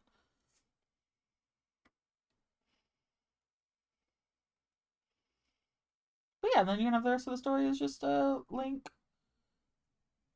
kind of becoming his own person, becoming the Prince of Hyrule.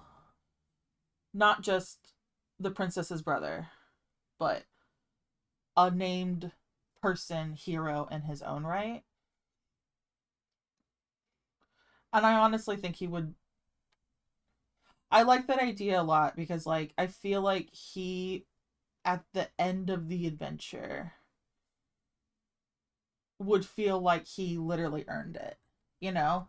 He did it. Like, when it's not, he didn't just get it done because he's the prince and people did it because he's the prince, but like, people barely even remember who the prince was. Um, all of these things that he does have most of the time with his own hands. Like he rebuilds Terrytown. Like I mean, Hudson's the one doing the work, but he Hudson names Link as the guy who was absolutely pivotal in like getting the people there, the network of people that Hudson needed to build, making sure he had the resources and materials. Like he may have not been the carpenter, but he made sure the carpenter got all the stuff that the carpenter needed. Um, yeah, I think that'll probably help with Link's. Oh my god, is Hylia just a therapist? Is she just like concocting these like little stories because she has her favorite Blorbos? And she's just like, oh my god, I want to give my Blorbos therapy. How are we going to do that? Well, they're not going to accept sitting on a couch and talking to me about it. So how about I just like destroy their kingdom and then I force them to find themselves on the adventure to save it? Yeah, that sounds like a great idea. This is why gods shouldn't be therapists. Yep. I like this idea. Mm-hmm.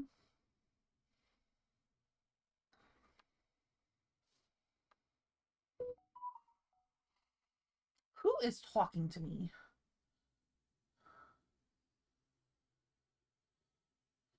Okay, nobody important. Just getting a thing for my health insurance. Like, whatever.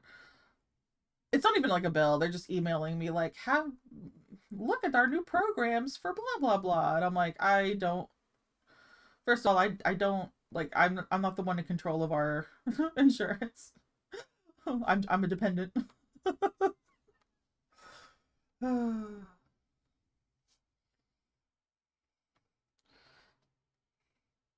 Okay, it's coming together. I knew the braid was gonna take a hot second. Why did my music stop? Music? What happened? Oh, okay. Music? Why?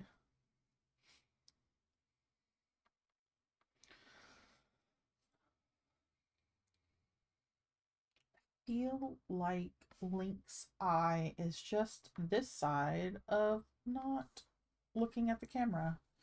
And it's giving me extreme kind of lazy eye energy, and I think I'm gonna try to fix it. Or I don't know, Link can just have a lazy eye, I guess.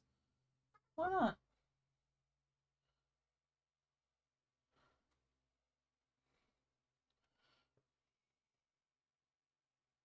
Oh, wait, hold on.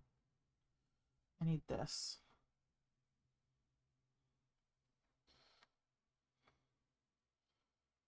Okay. That's very bad. Hold on.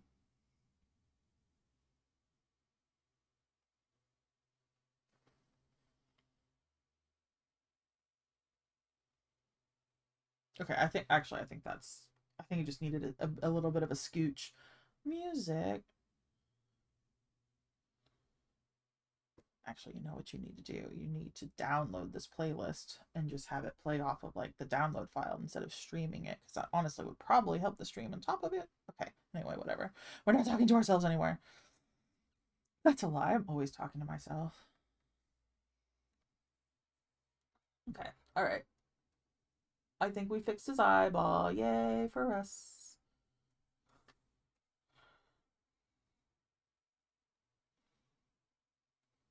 Okay, seriously, the music stopping and going in and out is kind of driving me nuts. But I don't like doing things in silence. It hurts me.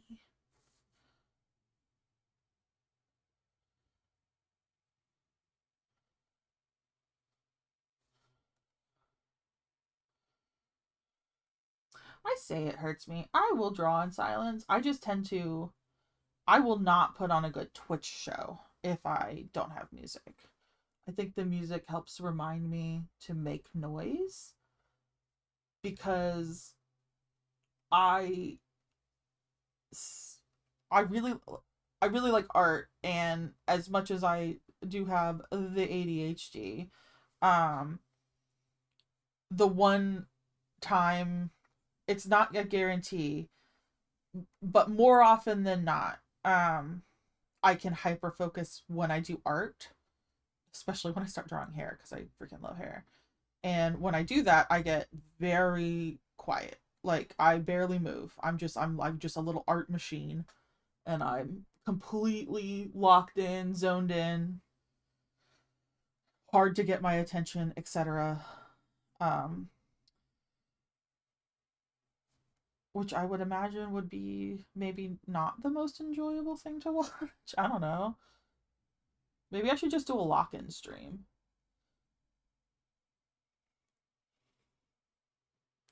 Actually, if I ever figured out how to set up media share, maybe that would be good. Let y'all talk to each other. You know, I'm just like, I'm not looking at chat today. Y'all do what you need to. I'm locking in. Take bets if you need to. I think that'll be fun. Like if I had more moderators involved and just like so people could set up like polls or whatever. My moderators can run chat while I just lock-in. Maybe I should work on that. Maybe I should have that be like a goal to do. Maybe it's a sleepover lock-in. Yeah. I used to be that was my jam. We had these, so there is this award that our state does for children's books, and then and like the award is chosen by like uh state, local, um or like rather the winner of the award is chosen by state librarians and teachers and stuff like that, educators. And so when I was in elementary school, because they're elementary school books mostly, I mean, I think there's high school categories, but I remember only doing this in elementary school, really. um Basically they would have like the master list, or like, here's the top 20, one of these people are going to be winning the award this year, and it's basically for books that are published in the time frame. The basically like it 2025's award went to children's books that were published in 2024, basically. um and so, here's all the things that were published here, and then there's some type of committee, I think, is, where they choose basically their master list of top 20 or 25, something like that. Like, it's a pretty longer list, gives people some options to really um decide who had like the best whatever children's book of, for that year that came out. It doesn't have to be debut authors, it just has to be that book came out that year. And anywho, we've been doing it for a while, because I did it when I was in elementary school, and I know that award still exists. I saw that there was like 2026 awards, so I was like, heck yeah. um and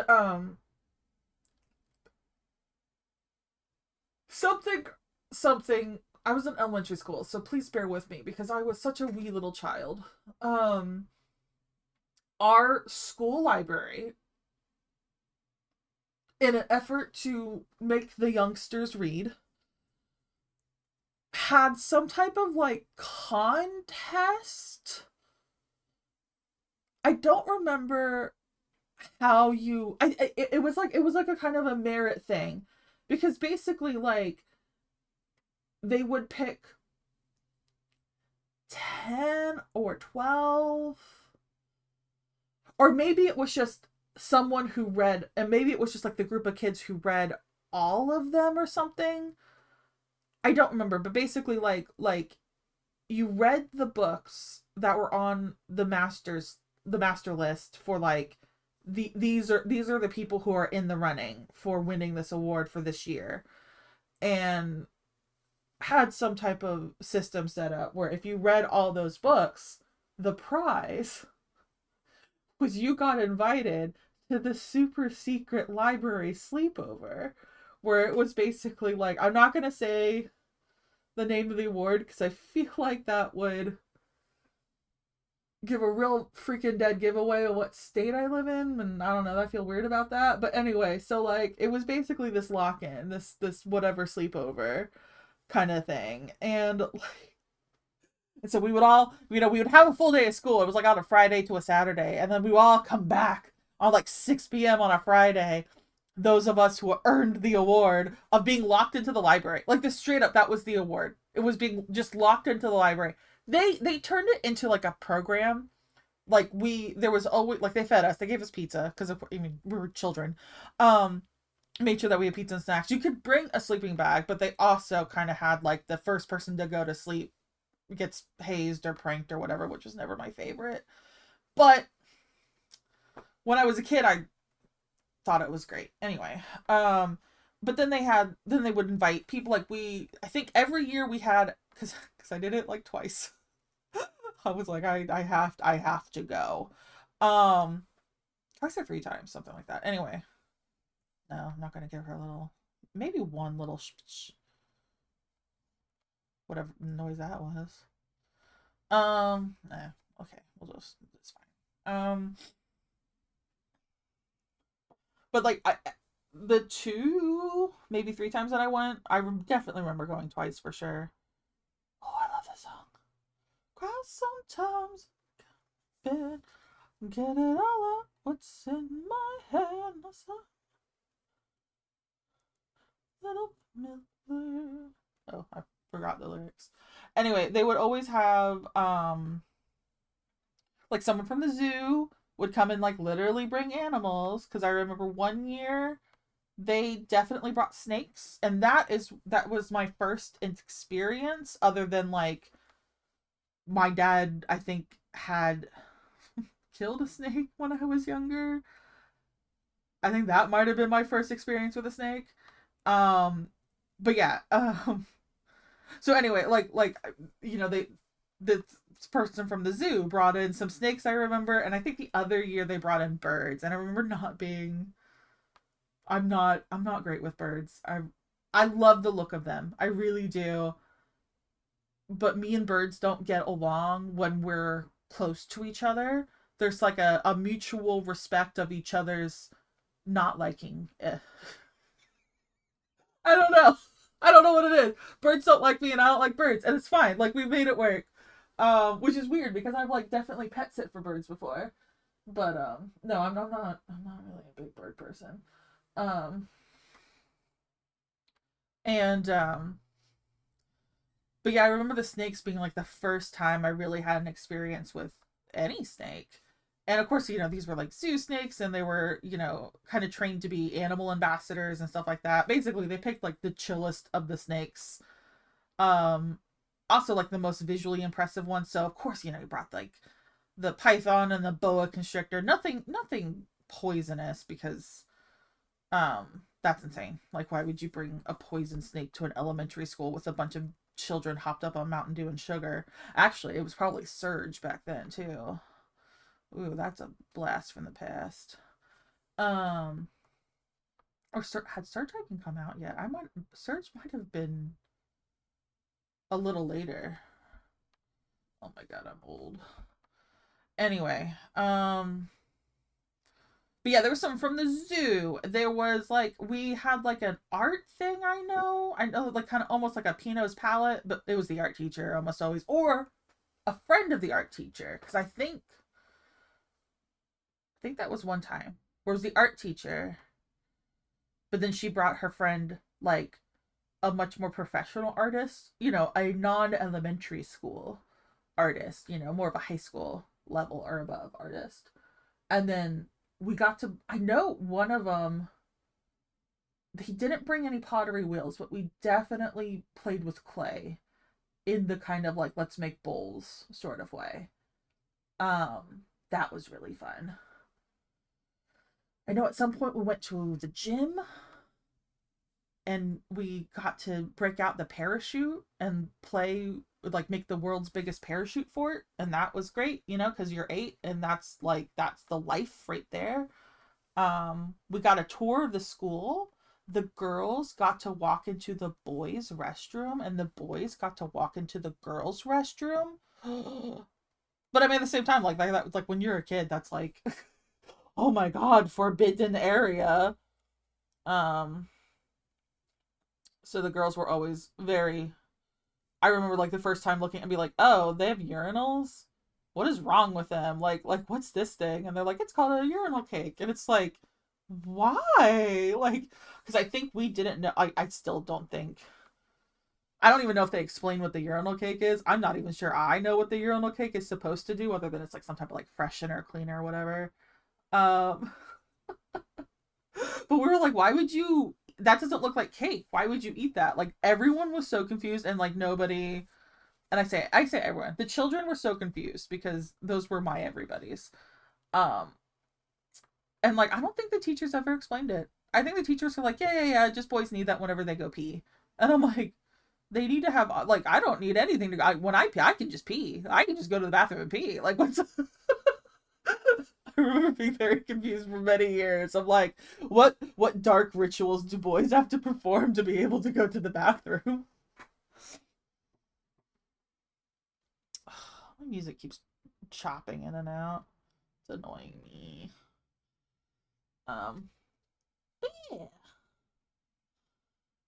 But man, I remember that zoo guy who brought the snakes. They were great. They were so chill. Like I was one of the first volunteers of they're like, is anyone brave enough to like, hold the python? And and then he taught us like, okay, you need to support them here and here, because like they are essentially all spine. So, just in the same way that there's a correct way to pick up a cat, there's a correct way to pick up snakes. So, taught us how to pick up the snakes. But I was like the first or second person to volunteer for the snake holding because I was like, I'll like, you came in wearing this? That snake looks chill. I trust you, my dude. Let's put that weird scaly beast on me. And it was so cool. And by cool I mean warm. Like snakes are like, I guess, I don't know. I'm sure it depends on climate, but like he's just a big, heavy, warm scarf. And he moved a little bit, but for the most part, he was just like, ah, yes, a new perch. Heck yeah. And I just like had this walking around awkwardly with my arms because I wanted to make sure that he had the most comfortable experience possible on me. I wanted to be the best snake couch possible as a small 8-year-old child. And just walked around with Snake for a while until the zoo guy was like, he has to go to bed now. And I was like, does he? I want him.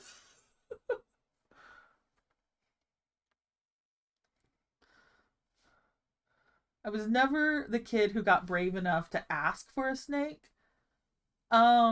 For like a pet, more than likely it's because somewhere along the way I probably end up reading a book about keeping snakes as pets and realized I would have to feed them mice. I mean, I probably don't have to. There might be other food, but like I was like, oh, I have to feed them. Yeah, I don't want to do that.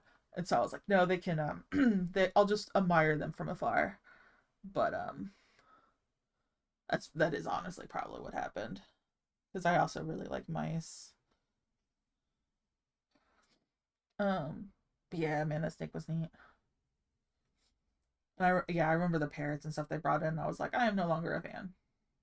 That's right, because I remember they brought in an owl.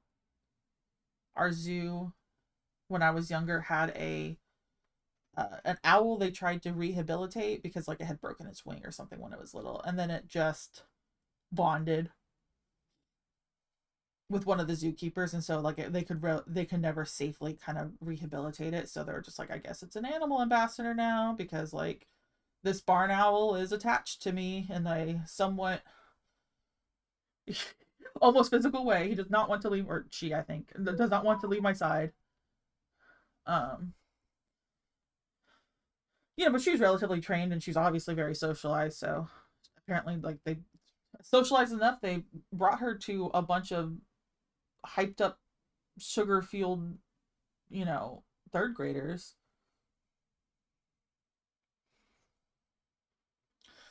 No,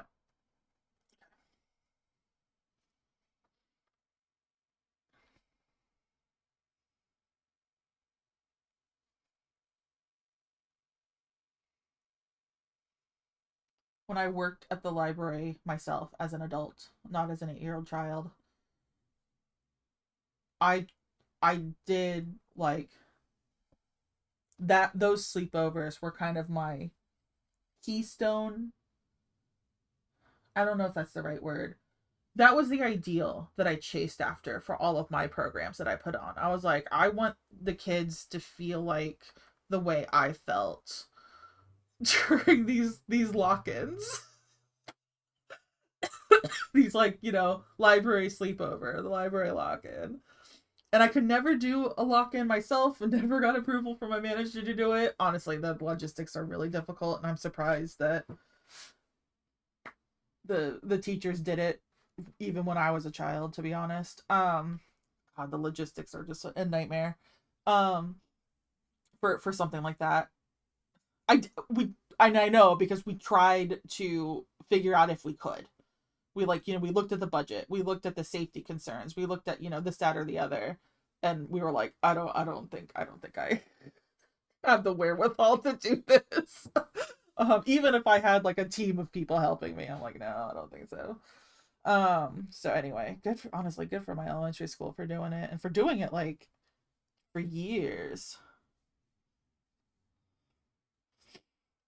But yeah, I used those sleepovers as the kind of like gold standard in my head of this is the experience I want like my kids to have. And it worked out really well.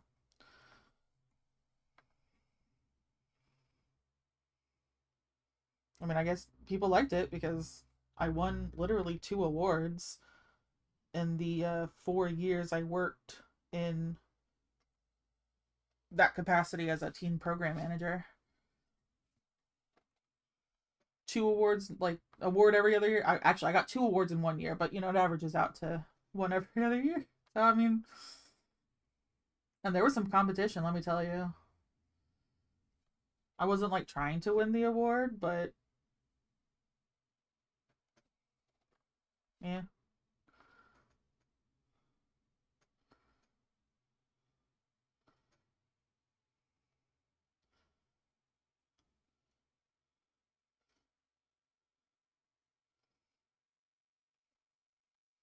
which is wild to me too because I worked for a really small little library with a terrible budget, and so I was up against people with like literally 10 times the budget that I had, you know, and all that, way more resources and stuff like that, and I did a good job, I guess. But my god, it was tiring. Jesus. Oh my god.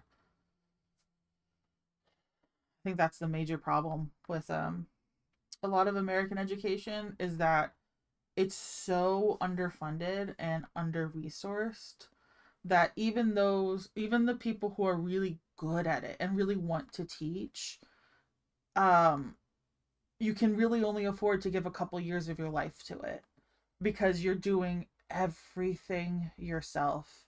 Like to be a teacher in America is to hold about 7 different jobs, and all of them are more than full time, and so it's just constant work.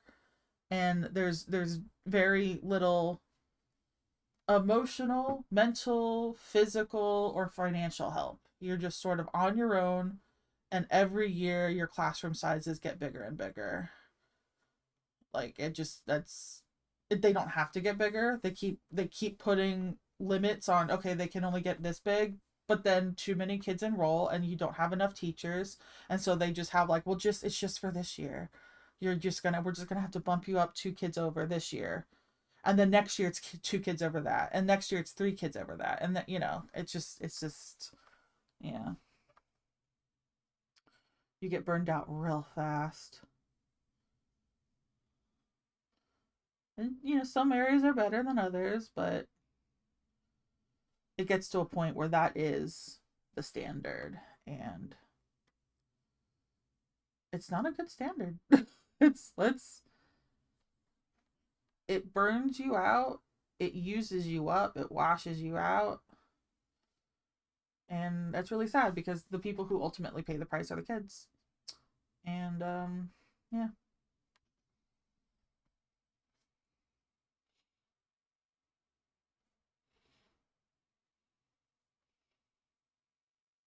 everyone's all worried about like, oh, the kids can't read. I'm like, of course they can't read. We don't have teachers who can breathe. They're,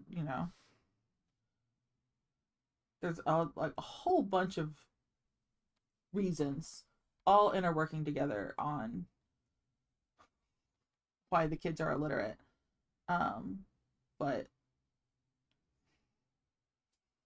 it's not any one thing. It is honestly just because we don't emphasize the importance of education. We really don't. If we did, we would actually fund it. We talk a big game, but um nothing actually ever gets like actionably done. Like it all becomes someone else's department's problem. And I'm like, and then the people whose department where it really is their problem, they get their budget slashed every year and they get less and less. So it's like, well, what did you expect? We've been making this happen for decades now. I mean, I saw it when I was a kid. And I'm old. It was hitting me when I was in elementary school. Like I didn't realize it at the time, but even in middle school I was like, man, is it really supposed to be like this? Like it's weird. Every single year they keep saying that this is the way it's supposed to be, and then we keep not following those rules. You know, in terms of like class size or classroom or whatever.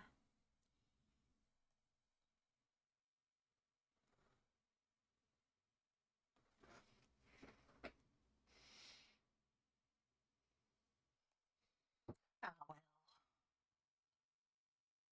I say that as if it isn't like a thing that's absolutely going to really determine the future of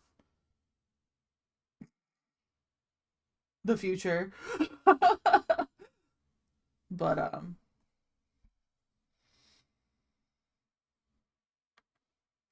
guess to a certain point where I'm just a little artist drawing stupid fan art of my Blorbos, and I do what I can to help, and I really did a lot to help when I was a librarian because I could access some resources and try to you know, use them to the kids' advantage. But you do what you can. You do what you can, and you just hope for the best and do what you can to fight the people who are actively trying to make things worse.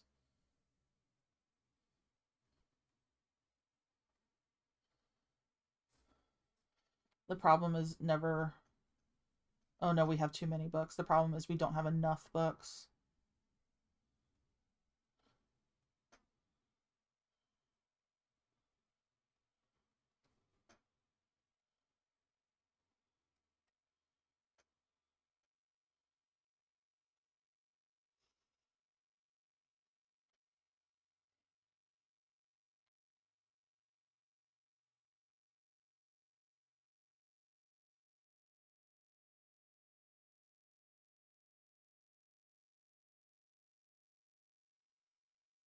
Okay.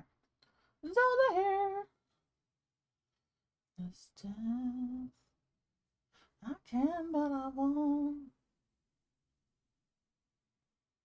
This is Zelda's song, I think.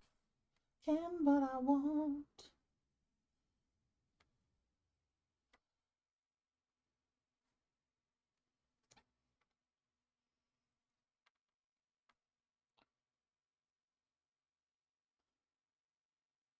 Okay, well, I got part of her hair in there.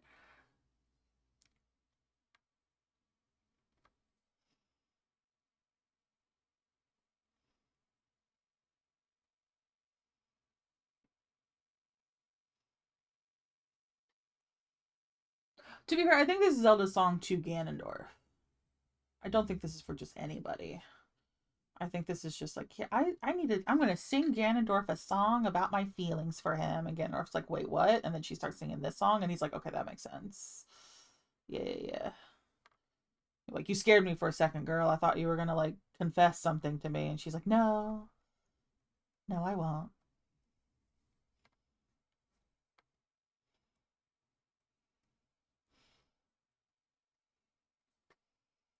Although I do understand why people like that ship. I really do. The Ganondorf Zelda ship.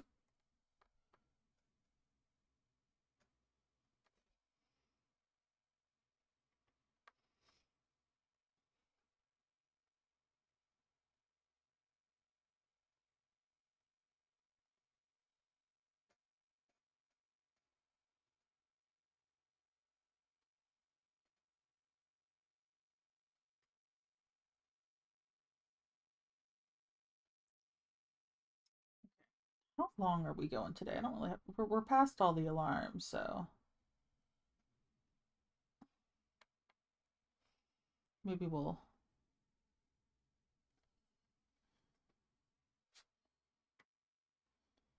take like kind of assess.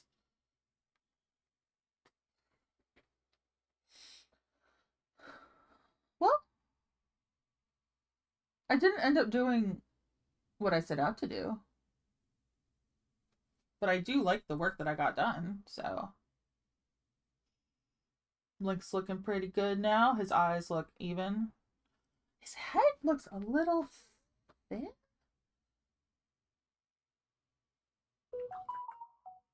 Hoomst. Oh, okay, whatever. Just an update. Yeah, I might mess with his head a little bit. Maybe try to make it like wider. So let's do that.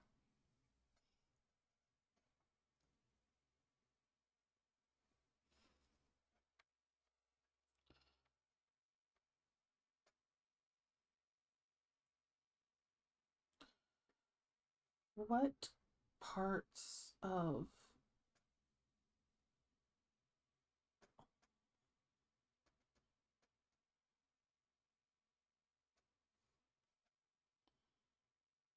no, it's not just the eye.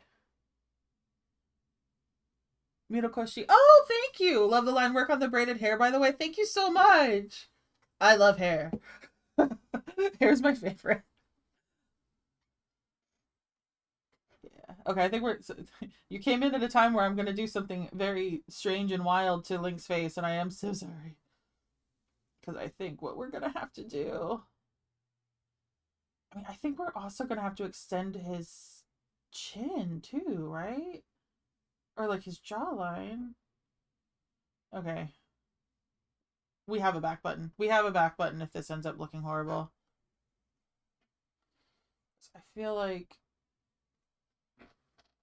her face somehow got wider than his, and I wanted them. Yeah, yeah, we're doing some elf surgery.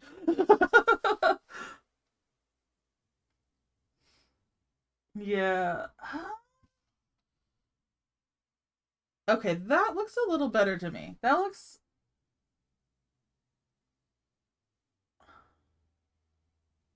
Yeah, okay. We're gonna go here, and then we're gonna have to fix it, but we can fix it. We can fix it. Yeah, he's already looking better. Yeah, okay, that's what it was. His face was just like a little on the thin side, especially compared to hers. With that perspective, it should be okay. Yeah, think I think this is gonna work out a lot better. I just have to kind of reconnect these lines and smooth them out.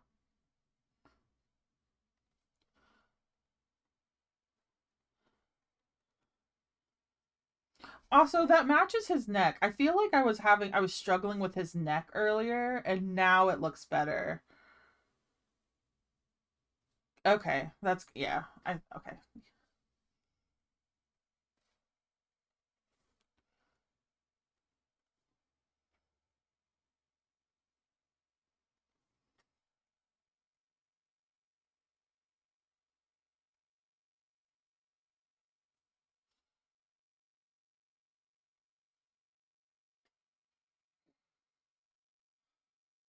It's tough because it's two different profiles. Nothing like a little trial and error. Yeah, yeah.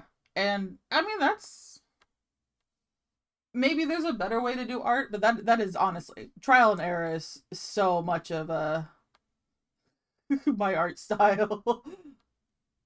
You know, you just keep trying stuff, and you got the back button. I think that's why I like pencil drawing so much too. Is you know, there's the eraser. Okay, well, obviously we're gonna fix these guys. Okay, you're learning that lesson yourself. Yeah. Oh my gosh, what are these lines for? That's probably leftover eyebrow stuff. But we can fix it.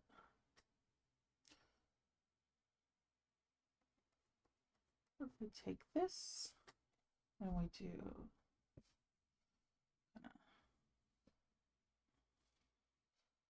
we will Oh yeah, he should have little like her, whatever you call it, hair floofies. Sure, that's the name of it now. Hair floofies. It's a technical term.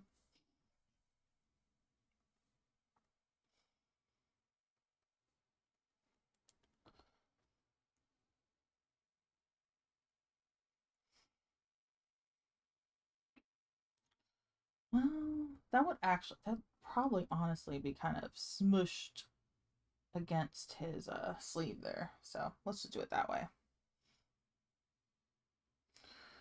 You ever drew something with an idea and then end up completely different than you wanted, but still good? Yes. Yeah.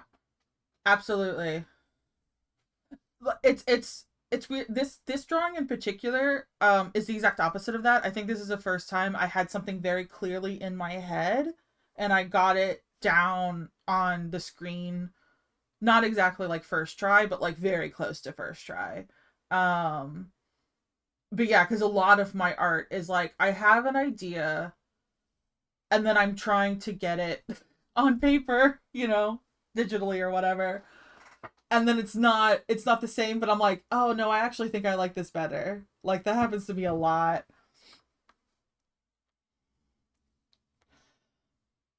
I'm going to follow the line of his head that I have not remade, and I might hold on. How big is her head? I might have to extend these lines a little bit too. Okay. This will be easier though, because we're just straight up kind of moving it.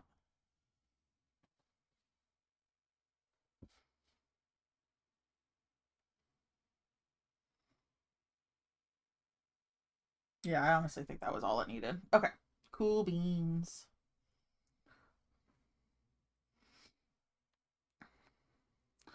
But yeah. All right. Mr. Link. I'm gonna put your earring in because it's very important. At the very least, it's very important to Hylia Bure Bure. Never really sure how to pronounce that goddess's name. She did straight up pierce his ears when he was in Ocarina. It's like my boy needs pierced ears. God, that was such a good body horror game. Like Majora's Mask was very body horror, but something about like the you've been asleep for 7 years, and not only did we like redress you, but we pierced your ears. Oh, Mirakoshi, I got a question for you. Yeah, go ahead, shoot.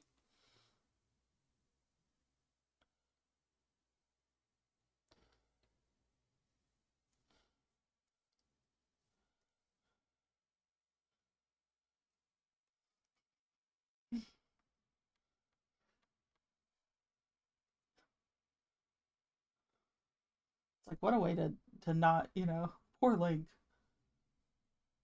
Probably even felt like his own body wasn't his at some point, because he just wakes up 7 years in the future, skips entirely all of puberty, which only sounds nice until you realize that like if your previous memory was like you at being 10, and then all of a sudden you're 17, I don't know. I just feel like I would die.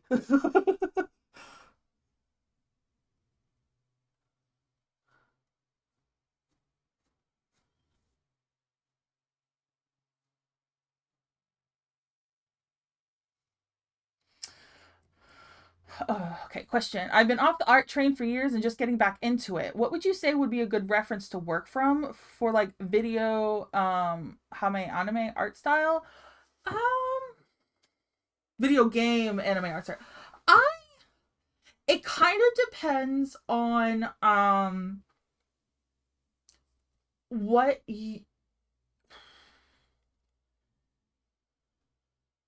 I would say maybe like pick out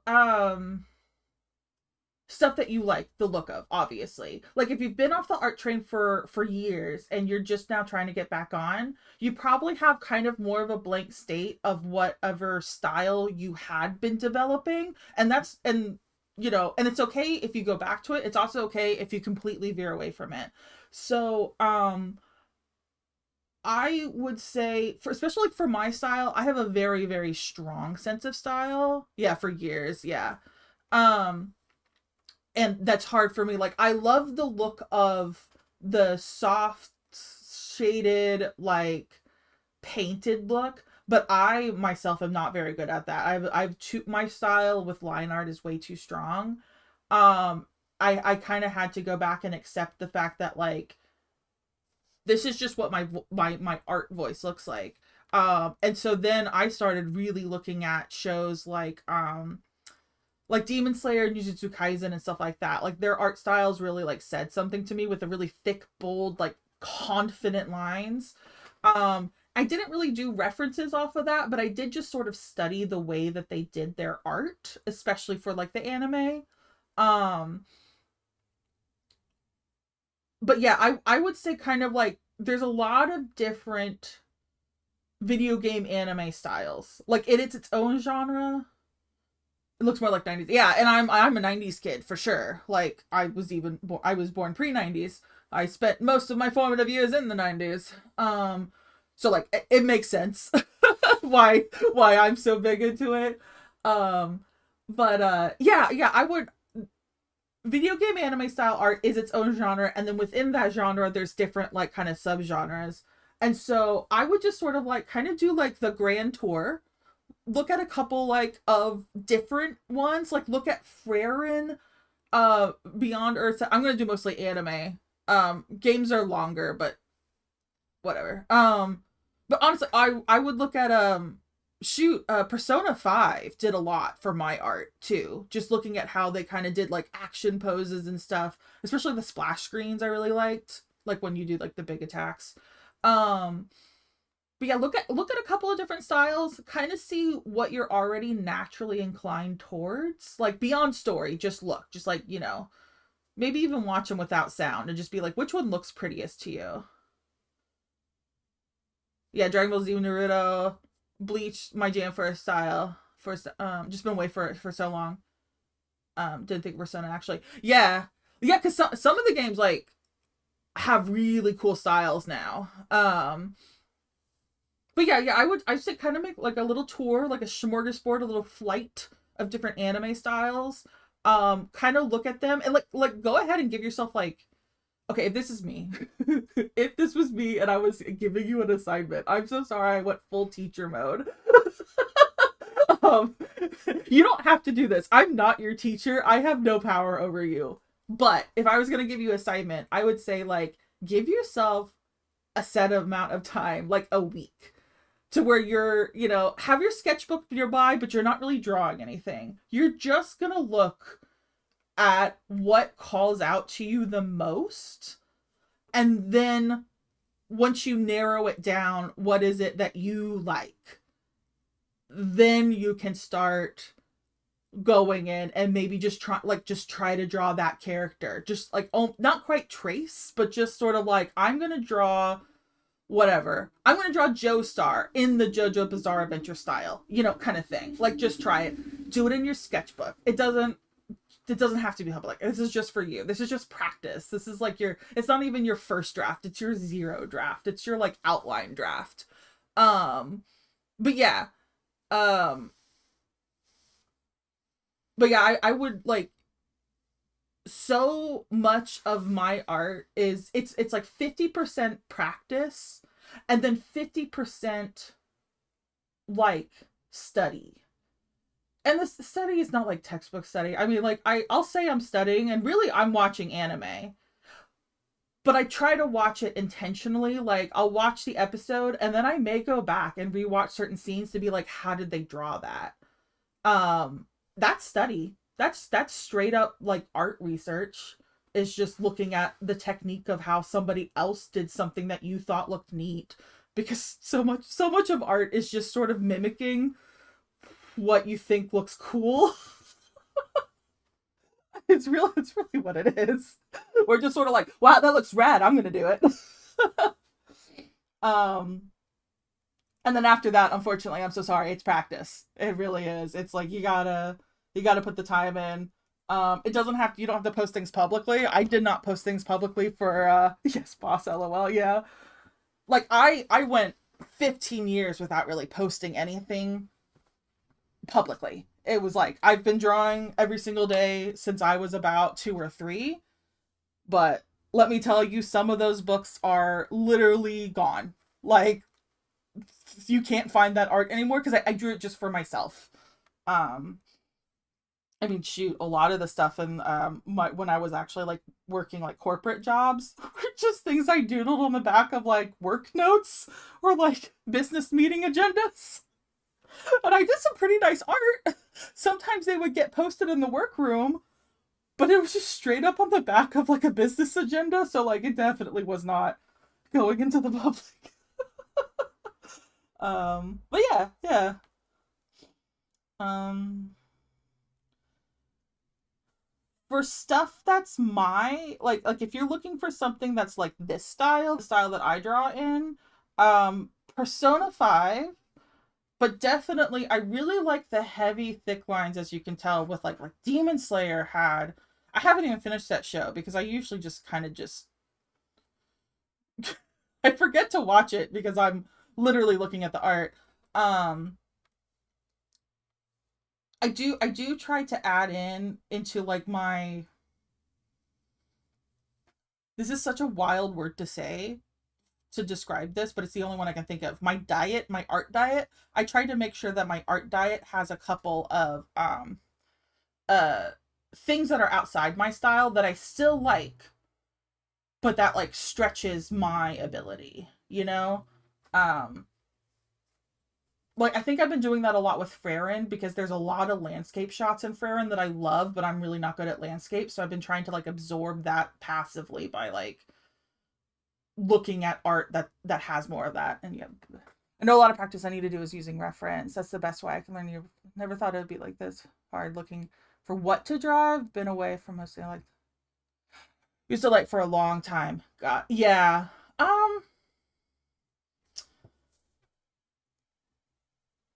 I references. I have to admit I'm really bad with references sometimes. I have a mirror in front of my desk, so I use myself as a pose reference sometimes if I need to see like the lines of things. Um, Also, I watch Never Become a Parent is all I can say. Oh, yeah, if you're dealing with it, yeah, if you're dealing with a kid on top of it, yeah. No, no, for sure.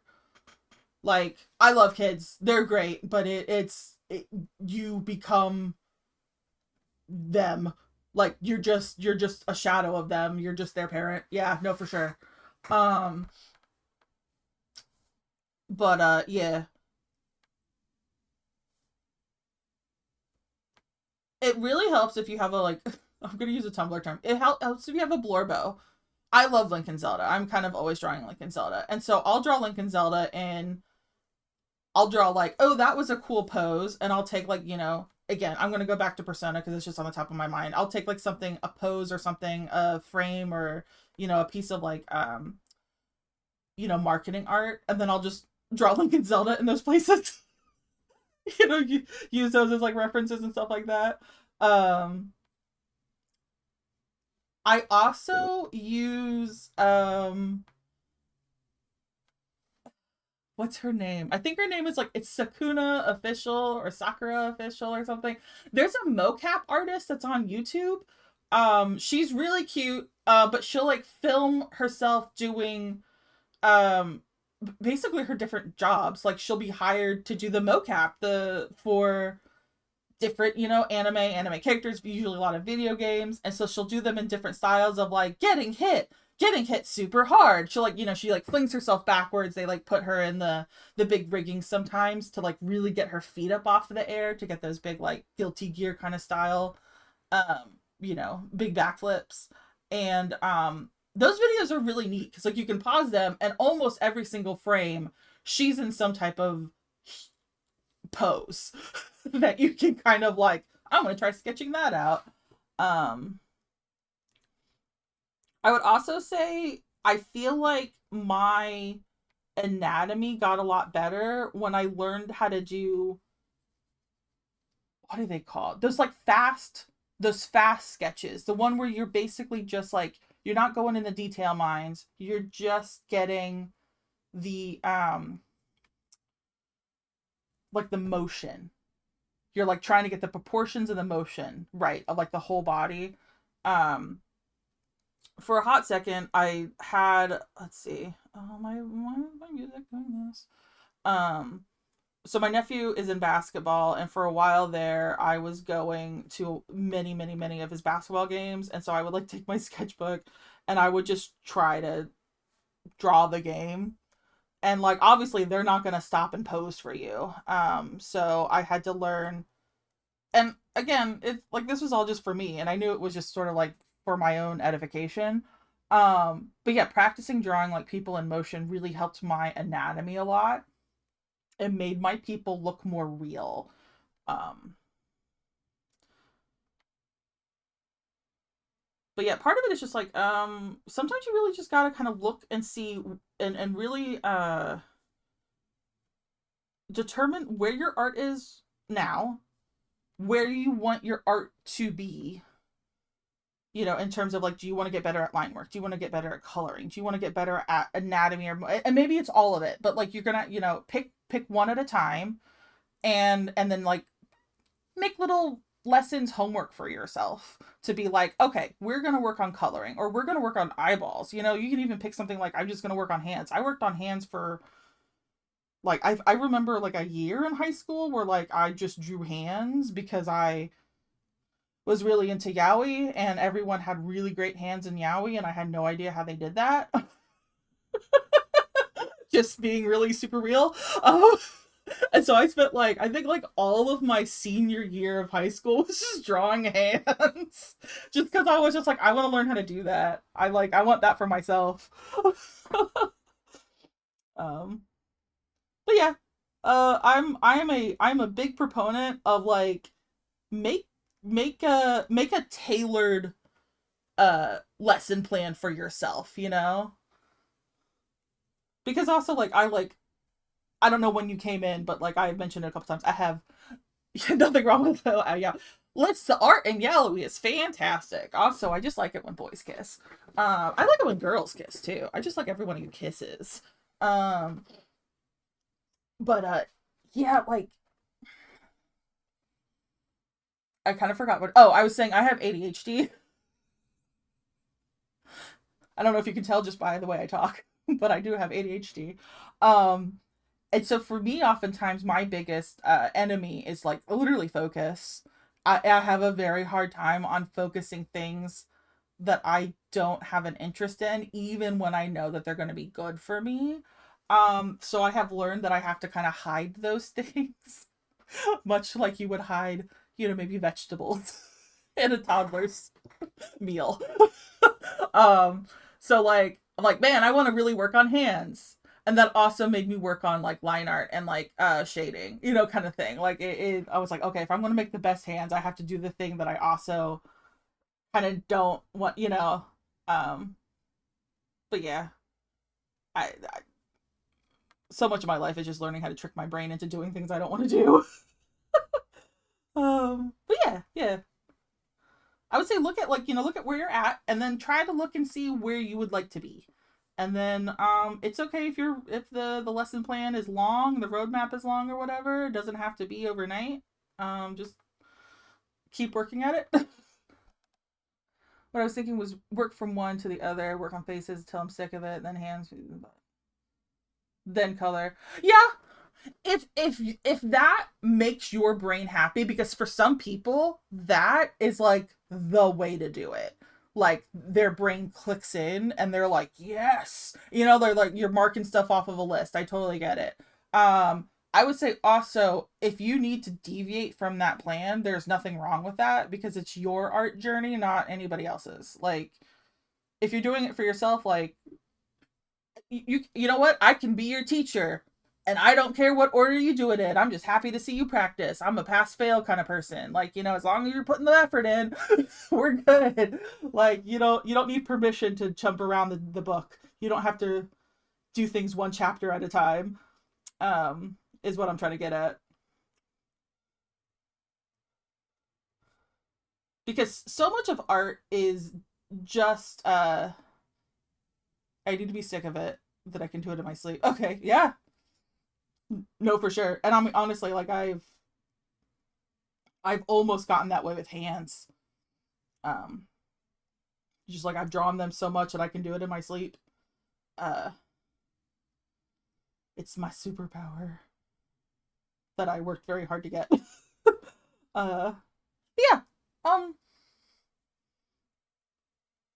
so much of art is a lot, it's very very mental. It's learning how to see the world in a slightly different way, because you're not just like kind of looking at your environment, you're looking at your environment and then stylizing it, and then going like how can I convey this thing that's in reality, this object, this, we live in like, it's not even 3D, it's like 4D, like it's moving in time and stuff like that. And now I want to use a pen to scribble out its shape on paper. Like that alone, you have to make so many decisions in terms of like which lines are important to draw, which lines are less important, how do you, what the important part of the thing that you're drawing are you trying to convey? Is it like, are you trying to draw the flower, of something, or are you trying to draw its leaves or stems? Like where are you putting the emphasis? Because it's kind of different depending on piece to piece, and also what you want to draw. Like when I was a kid, this might have actually been in school, or it might have been just something I found on TV or something, but I remember watching this video of like Disney artists back when they were like cell painters and stuff. They four of them went out and they basically kind of did a little experiment where they all went out on like a picnic and they all decided to draw the same tree, and they're all like, it's the same tree. It's the same, like this is the tree they're drawing. It's this big old oak tree. It had like, beautiful branches and all that kind of stuff. Um, and every single one of these artists, they all drew the tree in a Disney style. And every single one of those pictures were different. So, I just like, that hit me in some kind of way of realizing that like so much of art is literally about how we interpret the world and how we then convey that interpretation that we have onto like a physical medium that to share with other people. It's a form of like communication in a way. At the same frame of mind, everything's simplified to the most basic version while keeping the right, yeah. But even so, every single one of those animators had a slightly different tree. So yeah, it's just so much of it's mental. You can do a lot of art without actually doing art. Like I feel like some of my art practices just thinking about how things are formed, I guess. Um yeah, anyway, I ran out of vocabulary to describe the way I'm feeling about art.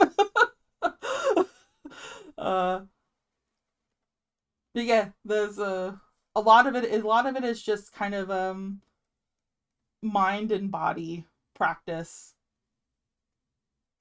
figuring out like what parts of art are important to you, and then learning how to tell your hand to do the thing to draw the line where you want it. I did a good job. Oh, thank you. I I'm very passionate about art. I love just like the concept of art. Uh I think about it a lot, but the problem is that like I oftentimes I'm just sort of like, how do I phrase this so other people can understand the insane rambling in my mind?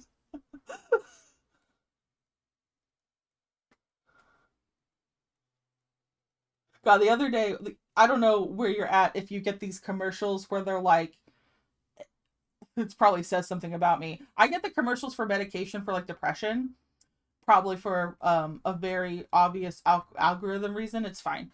Um, and I've noticed that some of these commercials, oh, I get it, trust me. um, some of these commercials for like this depression medication is like they'll be like Jess's head, and they'll like go inside their little like character protagonist that they've made for the commercial, and they've built this room, that's supposedly what the inside of her head looks like, or the inside of his head looks like, or whatever. I've seen a couple different versions, and every single time I'm just like, my head looks like like her head's too clean. That woman, like, she probably has depression. I totally get it. She has a stack of books in the corner that's off of the shelf. Her desk is messy. That's it. And I'm just sort of like, the inside of my head is way more chaotic than that. Like, every time I'm like, their head's too clean. Their head has like, their shelves. Those books are on the shelves. That's too organized. We got piles. We just have very complicated system of stacks in our head.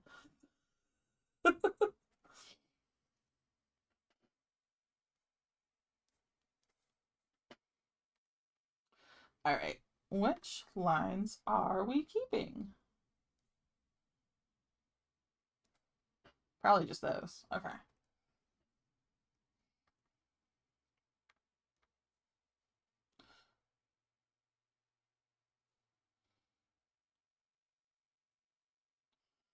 But yeah.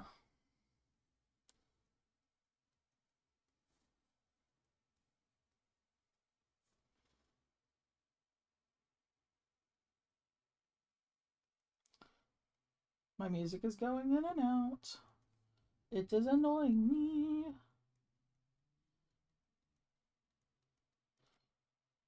Probably my internet is bad.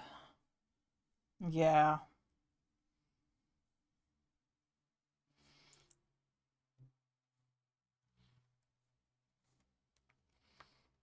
I wonder if oh, maybe like people are doing their Friday afternoon meetings probably and just eating all the internet.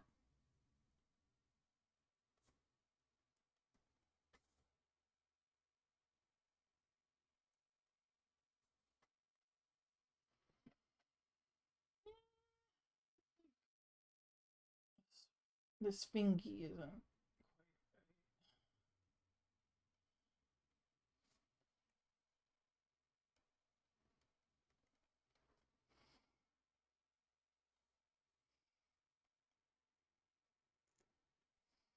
But I tell you, there's nothing quite like drawing the stuff you want to draw. For a while there, I was kind of forcing myself just to do art as a business. I mean, it's still kind of a business for me for sure. But like, everything that I was drawing was like just commissions for other people, which are fun. And I definitely learned a lot, and I still learn a lot from every commission that I get. But oh, there's nothing quite like the level up feeling you get when you switch off and you start drawing something that you want to do, and then all of a sudden it's just like, yes. Oh, you don't have to apologize. I mean, listen, saying sorry for distracting you is like saying like I don't even know. I distract myself. I like, it's not that hard to do. You can do it you can distract me on accident or on purpose. It's really, I'm easily distractible. My cat distracts me. Random car headlights distract me. I'm the most distractible person. But yeah, absolutely. Open call. You want to talk about art? Come onto my stream. Like, anybody who wants to yap art with me. I love yapping about art. Or Zelda. I will. I craft half of a fanfic based on this own my own fan art for most of the stream.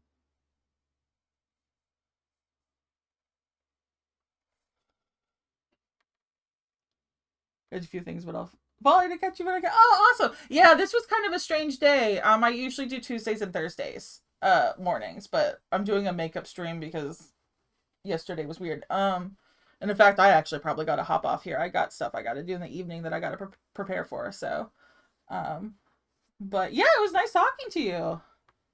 I'm usually working on my comic. But today I got stressed out by it, so I started working on Lincoln Zelda. Heck yeah. Okay, remember that. Yeah, Tuesdays and Thursdays, uh, Central Time. I don't know what time zone you're in, but it's usually in the morning if you're American. So yeah, and in fact, it is 1 o'clock or just about on the dot, and my internet is struggling. So I think I might go ahead and hop off myself. So yeah, thank you so much for talking. Thank you for asking me such good questions. It made me really think about art. Like yes, yes, art. Um, I'm not rabid. It's fine. Yeah. I will catch everyone next time at the normal time. We'll be back on Tuesday. Everyone have a good weekend. Make sure to be kind to yourself and drink water and wash your hands. And yeah, see you next week. Thank you so much. Okay, bye.